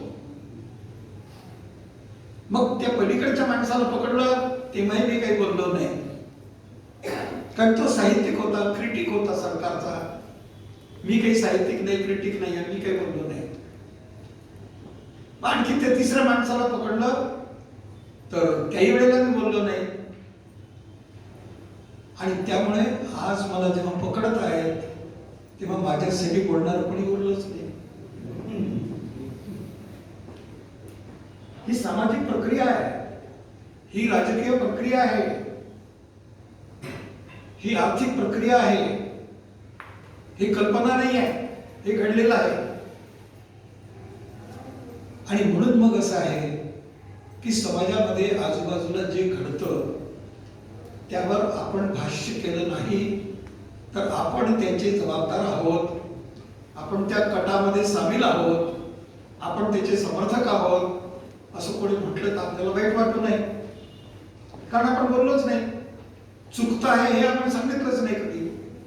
आणि म्हणून लोकशाहीचं पहिलं जर वैशिष्ट्य काही असेल तर जे चुकतं आहे त्याच्यावर लोकांनी बोट ठेवणं की हे चुकतं आहे. मग ज्याला असं वाटेल की याचा विचार करावा, कोणीतरी म्हटलंय की चूक आहे, तर तो सुधारून जाऊ शकतो. नाही सुधारला तर त्याचं भवितव्य ठरवेल, काळ ठरवेल, सामाजिक प्रक्रिया ठरवेल. पण जर समाजामध्ये समावेशकता राहायची असेल लोकशाही नांदायची असेल, त्याच्यातून लोकांना सतत चांगलं जीवन मिळायचं असेल, तर ह्या गोष्टी घडणं आवश्यक आहे. आता मग मी जे बोललो की आर्थिक विकासाची 2 अंग आहेत. एक संपत्ती निर्मितीचं अंग आहे आणि दुसरं संपत्ती वाटपाचं अंग आहे. आता हे आकडे काय दाखवतात? वाटप होऊन राहिलंय का समावेशक? मग तुमची लोकशाही आणि आर्थिक विकास प्रक्रिया इथे फेल झालेली आहे, अयशस्वी झालेली आहे. ती लोकशाहीशी मेळ खात नाही तुमची आर्थिक विकासाची प्रक्रिया. आणि ती जर मेळ खात नाही तर मग सरकारची धोरणं, त्याच्यातून निर्माण होणारं उत्पन्न, ते वाटलं जाणार, याचा आणि लोकशाहीचा काय संबंध, याचा आणि समावेशकतेचा काय संबंध? तर आपण निष्कर्ष काढू शकलो पाहिजे, काढला पाहिजे आणि तो लोकांच्या समोर मांडलाही पाहिजे किंवा हे चाललंय ते योग्य नाही. आता योग्य नाही म्हटल्यानंतर आपल्या अमेरिकन पद्धतीप्रमाणे आपल्या इकडे एक सांस्कृतिक वातावरण सुरू झालेलं आहे. ट्रोल म्हणतात त्याला, ट्रोल म्हणजे त्रास देणे. मग ते मोबाईल असला तर मोबाईलवर त्रास देतात वगैरे वगैरे सगळं. तर मी लोकसत्तामध्ये माझं कॉलम चालू आहे. आता या 29ला माझा शेवटचा लेख आहे या वर्षभरातला. याच्या आधीचा जो लेख होता तो मी शेतकऱ्यांचं जे आंदोलन आहे त्याच्याबद्दलच ते सगळं लिहिलं. तर मला मोबाईलवर मेसेजेस आले की तुम्ही तर खूप अभ्यासपूर्ण लिहिता, बॅलन्स लिहिता असं आम्ही समजत होतो, तुम्ही ते एकांगी लिहिला आणि हे आम्हाला तुमच्याकडून अपेक्षित नव्हतं. आता मी म्हटलं माझ्याकडून काय अपेक्षित होतं? मग सगळं ठीक चालू आहे असंच मी म्हणावं का? तर मला लोकशाहीमध्ये जे ठीक चालू नाही ते ठीक चाललेलं नाही असं म्हणण्याचा अधिकार आहे, स्वातंत्र्य आहे. मी ते अंमलात आणले. आणि मग जर मी म्हटलं आणि माझ्याप्रमाणे आणखीन 10 लोकांनी म्हटलं नाही नाही हे आम्हाला मंजूर नाही, तर त्यांनाही विचार करावा लागेल. मग शेवटी आपल्याला तर निवडून यायचं आहे. दिल्लीतले 3 कायदे मागे कसे घेतले गेले हो? ते काही सज्जनतेमुळे घेतले गेले, शेतकऱ्यांच्यावर अपार प्रेम आहे त्याच्यामुळे घेतले गेले का? तिथे इलेक्शन आहे म्हणूनच घेतले गेले.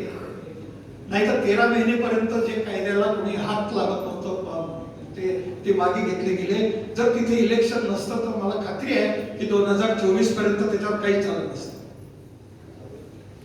ही लोकशाही आहे का? 60% ग्रामीण समाज जे तुम्हाला समजावून सांगतो आहे त्याच्याकडे तुम्ही दुर्लक्ष करता. ही लोकशाही आहे का?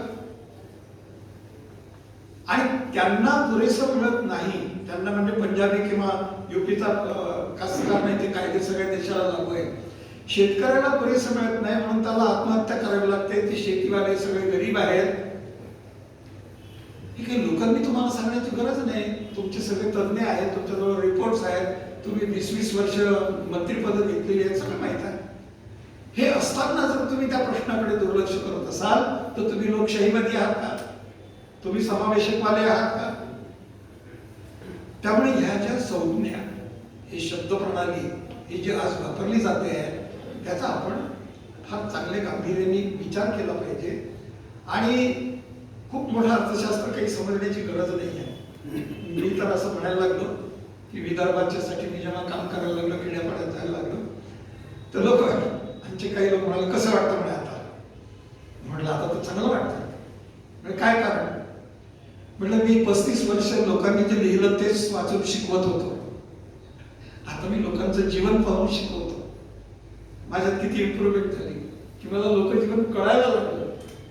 नाही तर ॲडम स्मिथनी काय म्हटलं, रिकार्डोनी काय म्हटलं, बिलनी काय म्हटलं, मार्शलनी काय, हेच मी शिकवत राहिलो. माझं स्वतःचं काही नव्हतं त्याच्यात. आता मी स्वतंत्रपणे लोकजीवन पाहतो आणि त्याच्यावर मी बोलतो. एक फक्त शेवटचं मी उदाहरण देतो ते आणि मग माझं निवेदन संपवतो की लोकजीवनातून आपण काय शिकतो. तर आमच्या विदर्भ राज्य आंदोलन समितीने 2 वेळेला स्वतःच राज्य अधिवेशन घेतलं. म्हणजे आम्हीच राज्य आहोत, विदर्भ आमचं राज्य आहे. तो मग आमचे मुख्यमंत्री, आमचे बाकीचे मंत्री आहेत. मी अर्थशास्त्राचे असल्यामुळे मला त्यांनी अर्थमंत्री म्हटलं. आणि मी 2दा विदर्भाचं बजेट तयार केलं. ते दोन्ही वेळेला खर्चापेक्षा उत्पन्न जास्त निघालं, तरी मी 20% स्वस्त केली होती. आणि त्यामुळे लोकांमध्ये एक प्रकारचा आनंद निर्माण झाला की विदर्भाचं राज्य झालं तर ते असं संपन्न सरप्लस स्टेट निर्माण होऊ शकतं. त्याच्यासाठी आमच्या मिटिंगांसाठी खेड्यापाड्यामध्ये जायचं. मग आम्ही सगळे बसून गप्पा गोष्टी करायचं. मी फक्त ऑब्झर्व करत होतो की मला बजेट लिहायचं आहे तर लोकांचे विचार काय आहे. आमच्या इथे एक महिला होत्या, त्या म्हणाले की सर म्हणे मग तुम्ही दारूवर कर लावणार आहे का? म्हटलं मला तर वाटतं की लावावं म्हणून, तुमचं काय म्हणत आहे?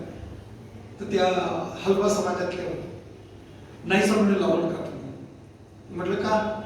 आमच्याकडे माणसं बी पेते तर बाया बी पेते. आणि ते म्हणजे त्याच्याशिवाय काम नाही होत म्हणे.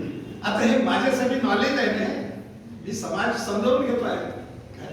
मी दारूबंदीविषयी गुपचूप राहील की जे समाज आपल्याला समजावून घ्यायचा आहे त्याच्याविषयी एकदम भडक विधान करून टाकणं हे शोभत नाही. मी अर्थमंत्री आहे आता विदर्भाचा, तुम्ही दुसऱ्या पद्धतीने उत्पन्न घेईल.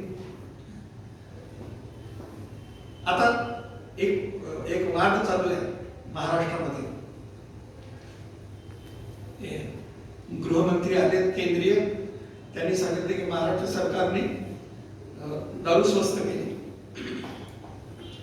मग आपले आजचे विरोधी पक्ष नेते आणि आपले लाडके मुख्यमंत्री माजी ते म्हणाले की यांनी दारूचं हे स्वस्त केलं, दारू स्वस्त केली. मी आता एक लेख पाठवला, त्याच्यात मी म्हटलं की 2च हे सोर्सेस ऑफ इन्कम हे राज्य सरकारसाठी शिल्लक आहे. बाकी सगळे ते जीएसटी मध्ये गेले. एक डिझेल पेट्रोल आणि दुसरं दारू. आता डिझेल पेट्रोलने लोक किती वापरतील याला मर्यादा आहे. त्याच्यापासून किती कर सरकारवर यालाही काही मर्यादा आहे. पण दारूला काही मर्यादा आहे का? रांगा लागलेल्या तुम्ही पाहिले, लोक बॉक्सेस घेऊन घरी चालले बाटलीच्या ऐवजी. तो सोर्स आहे राज्य सरकारला. अपरिहार्य होतो, मी अपरिहार्य शब्द वापरला की त्यांना जर इन्कम पाहिजे आणि तुम्ही देतही नाही. ड्यू शेअर आहे तोही आम्ही 6 महिन्यांनी देऊ, तुम्ही कर्ज काढून घ्या, आम्ही त्याचे हे राहू, आधार राहू वगैरे वगैरे. तुम्ही त्यांचं अर्थशास्त्र बिघडवता राज्य सरकारांचं आणि आलेला पैसा तुम्ही घेऊन टाकता. ही समावेशकता आहे का? फेडरल आपण पॉलिटी म्हणतो. तर हे जे सगळं आता चालू आहे त्याच्यामध्ये एकमेकाला सांभाळून घेणे, त्याच्यातून न्याय निर्माण करणे, लोकांचं जीवन सोपं करणे, ते सुकर करणे, ह्या प्रक्रिया जर त्याच्यात घडल्या नाही तर ती लोकशाही सुद्धा विकृत व्हायला लागते. ती लोकशाही समावेशक राहत नाही.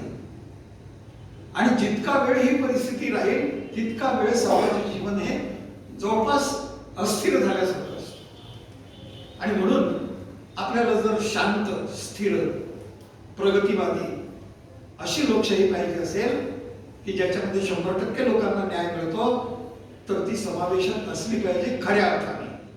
आणि खऱ्या अर्थाने असण्यासाठी हे जे उत्पन्नाचं आणि संपत्तीचं वाटप आहे हे न्याय्य झालं पाहिजे. आज हे फक्त 10% लोकांनाच न्याय देतात.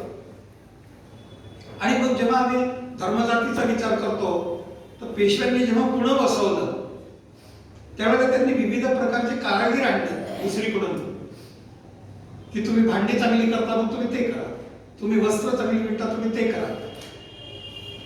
नंतर तुम्ही त्यांची जातच तपासून पाहाल, त्यांची भाषाच तपासून पाहाल, तर मग हा अन्याय झाला.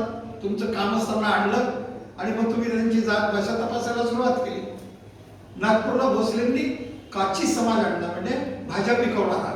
रामदास पेठला काचीपूर आहे, ते भाज्या पिकवणार आहे, त्यांना आणलं. तुम्ही भाजी पाहिजे म्हणून त्यांना आणलं, नंतर तुम्ही म्हणाल की तुम्ही भैया लोक आहेत. हा न्याय झाला का? त्यामुळे त्या प्रकारचा समाज निर्माण करणं, त्या प्रकारची संस्कृती निर्माण करणं हे सोशल सायन्सेसचं काम आहे, हे कॉन्स्टिट्यूशनचं काम आहे संविधानाचं, आणि हे राज्याचं काम आहे, सरकारचं काम आहे.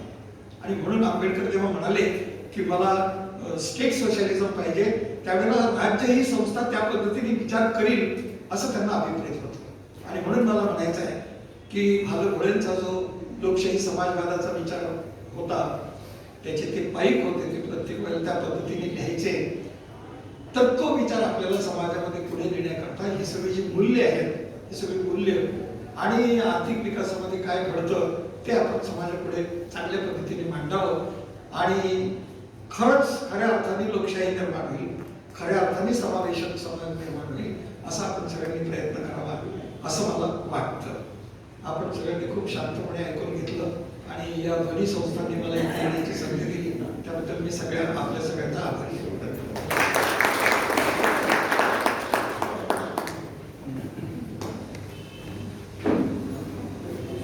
अरे हो, एक मिनिट एकच मिनिट सांगतो, ते राहून घ्या.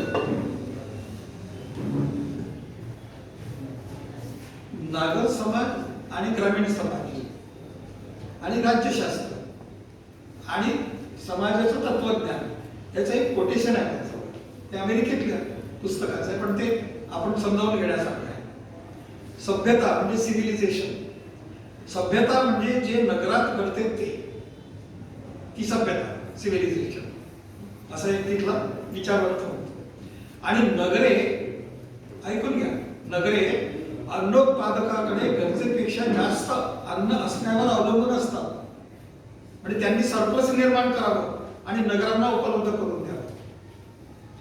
ते ज्यादा अन्न उत्पादकाकडून घेणारी संस्थाही असावी लागते. मग ते सरकार विकत घेऊ की व्यापारी विकत घेऊ, या ज्यादा अन्नातून ती राजकीय संस्था राजांचे पोट भरते, सैन्याचे पोट भरते, वास्तुशिल्पींचे पोट भरते, बिल्डरांचेही पोट भरते आणि यातून नगर जन्माला येते. म्हणून नागर संस्कृती आणि ग्रामीण संस्कृतीमध्ये काय फरक आहे आणि त्याचं इकॉनॉमिक सरप्लसशी काय नातं आहे ते. आता शेवटचं वाक्य, अन्नोत्पादकापासून त्याचे ज्यादा उत्पन्न फारसा काही मोबदला न देता कसे घ्यावे, हे पुन्हा वाचतो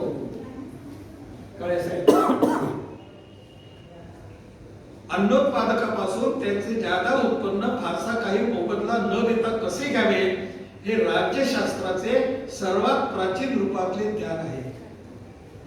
म्हणजे स्टेट ही एक्सप्लॉयटेटिव्ह संस्था आहे हे ते अमेरिकेतले लेखक म्हणतात. आणि ते सुद्धा आपण लक्षात घ्यावं की आपण ज्या संस्था निर्माण करतो त्याही एक्सप्लॉयटेटिव्ह आहे, त्याही समावेशकता आणू इच्छित नाही आणि त्याही लोकशाही आणू इच्छित. बस, धन्यवाद.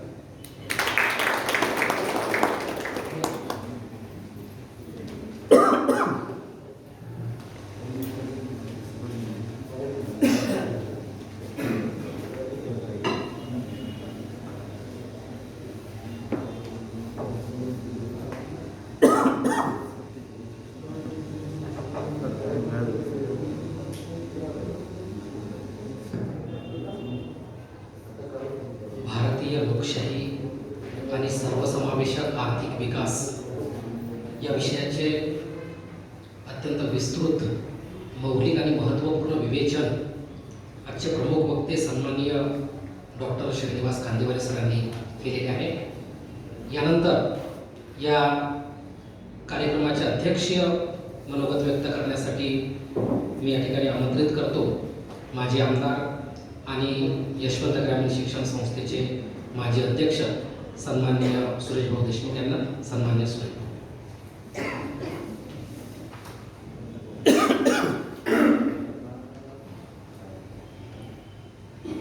स्वर्गीय राजे आणि भालू भोळे यांच्या स्मृतीचा अभिवादन.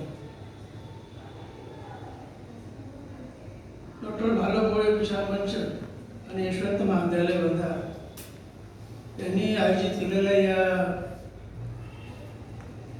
व्याख्यानाला या ठिकाणी प्रमुख वक्ते म्हणून उपस्थित असलेले महाराष्ट्रातील एकाश अर्थतज्ञ श्री श्रीनिवासजी खांदेवाले साहेब, या ठिकाणी उपस्थित मंचावर डॉक्टर अशोकरावजी काळे, प्राध्यापक श्री बोबडे, या ठिकाणी उपस्थित doctor Ghasare sir, Mane sir, doctor Bais, या महाविद्यालयाचे प्राचार्य विलासराव देशमुख, आपण सगळे जमलेले या ठिकाणी उपस्थित सर्व प्राध्यापक बंधू आणि भगिनींनो, भारतीय लोकशाही आणि सर्वसमावेशक आर्थिक विकास या विषयावर डॉक्टर खांदेवाले साहेबांनी अतिशय पुस्तक आणि चांगलं विवेचन जवळजवळ 1.25 ते 1.5 तासपर्यंत विवेचन या ठिकाणी त्यांनी केलं. आपल्या सगळ्यांना काही लोकांना माहीत असेल, डॉक्टर खांदेवाले साहेबांना संपूर्ण महाराष्ट्र एक चांगला अर्थशास्त्रज्ञ म्हणून ओळखतात. माझी आणि त्यांची ओळख त्यावेळेला विदर्भाची मागणी ज्यावेळेला सुरू होती, वेगळा विदर्भ झाला पाहिजे अशा प्रकारे वातावरण ज्यावेळेला निर्माण झालं होतं विदर्भामध्ये काही वर्षापूर्वी, त्यावेळेला डॉक्टर खांदेवाले साहेब यांच्याकडे मुख्यतः काही राजकीय मंडळींनी व्याख्यानाची आणि विदर्भाचा विषय कसा आपण दूर करू शकतो याचं विस्तृत असं विवेचन करायची जबाबदारी डॉक्टर खांदेवाले साहेबांकडे दिली होती. एक दोन सभेमध्ये माझी त्याची त्यावेळेला ओळखही झाली होती, परंतु अशी की घट्ट अशा प्रकारची ओळख त्यावेळेला होऊ शकली नाही. मी पाहत होतो, मी विलासरावने ज्याला 10-15 दिवसापूर्वी मला सांगितलं की डॉक्टर खांदेवाले साहेब आपल्या इथे येणाऱ्या व्याख्यानासाठी, मी सांगितलं आवर्जून मला तारीख सांगा, त्यावेळेला मी हजर राहील. आणि तो आज त्यांचा विचार ऐकण्याचा योग मला आला, याबद्दल मी धन्यवाद मानतो. मी या ठिकाणी काही बोलत नाही, परंतु हा जो भालाभोळे विचार मंच आहे आणि यशवंत महाविद्यालय वर्धा यांच्या संयुक्त विद्यमानं हे जे व्याख्यान या ठिकाणी आयोजित केलं आहे, ही परंपरा आपण दरवर्षी पुढे ठेवावी हीच माझी या ठिकाणी आग्रहाची विनंती आहे. एक भालाभोळेचे एक विचार जे होते ते समाजापर्यंत त्यांचं प्रबोधन झालं पाहिजे, जबाबदारी आपण स्वीकारावी आणि हा कार्यक्रम 3 वर्षातून एकदा यशवंत महाविद्यालयात घ्यावा अशी आग्रहाची विनंती करतो आणि माझ्या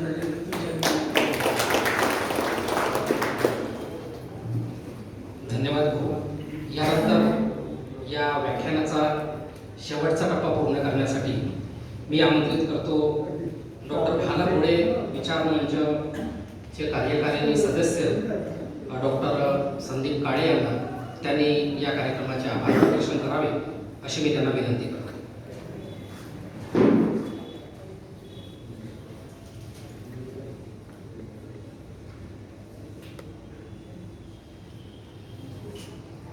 डॉक्टर भालाभोळे विचार मंच नागपूर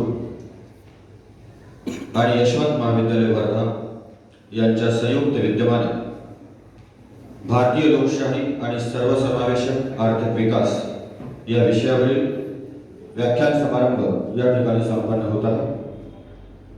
या व्याख्यान समारंभाचे अध्यक्षस्थान आमचे मार्गदर्शक माननीय प्राध्यापक सुरेश भाऊ देशमुख, माजी आमदार तथा माजी अध्यक्ष यशवंत ग्रामीण शिक्षण संस्था वर्धा यांनी स्वीकारले आणि आम्हाला मूल्य मार्गदर्शन केले, त्याबद्दल डॉक्टर भालाभोळे विचार मंच तथा यशवंत महाविद्यालय वर्धा यांच्या वतीने आभार व्यक्त करतो.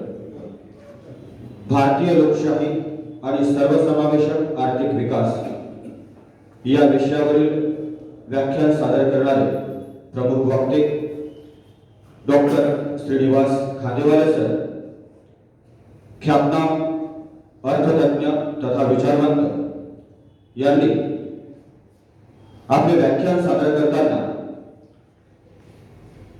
लोकशाहीचे प्रारूप राज्य समाजवादाच्या माध्यमातून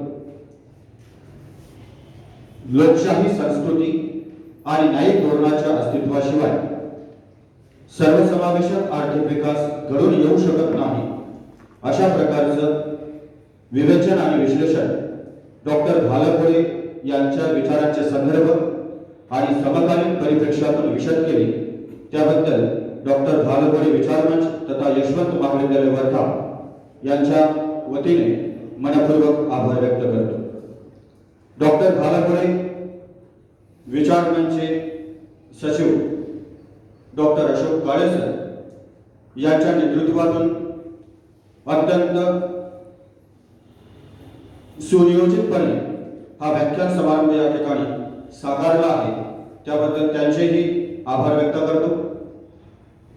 या व्याख्यान समारंभाच्या आयोजनाकरिता डॉक्टर भालपुरे विचार मंचच्या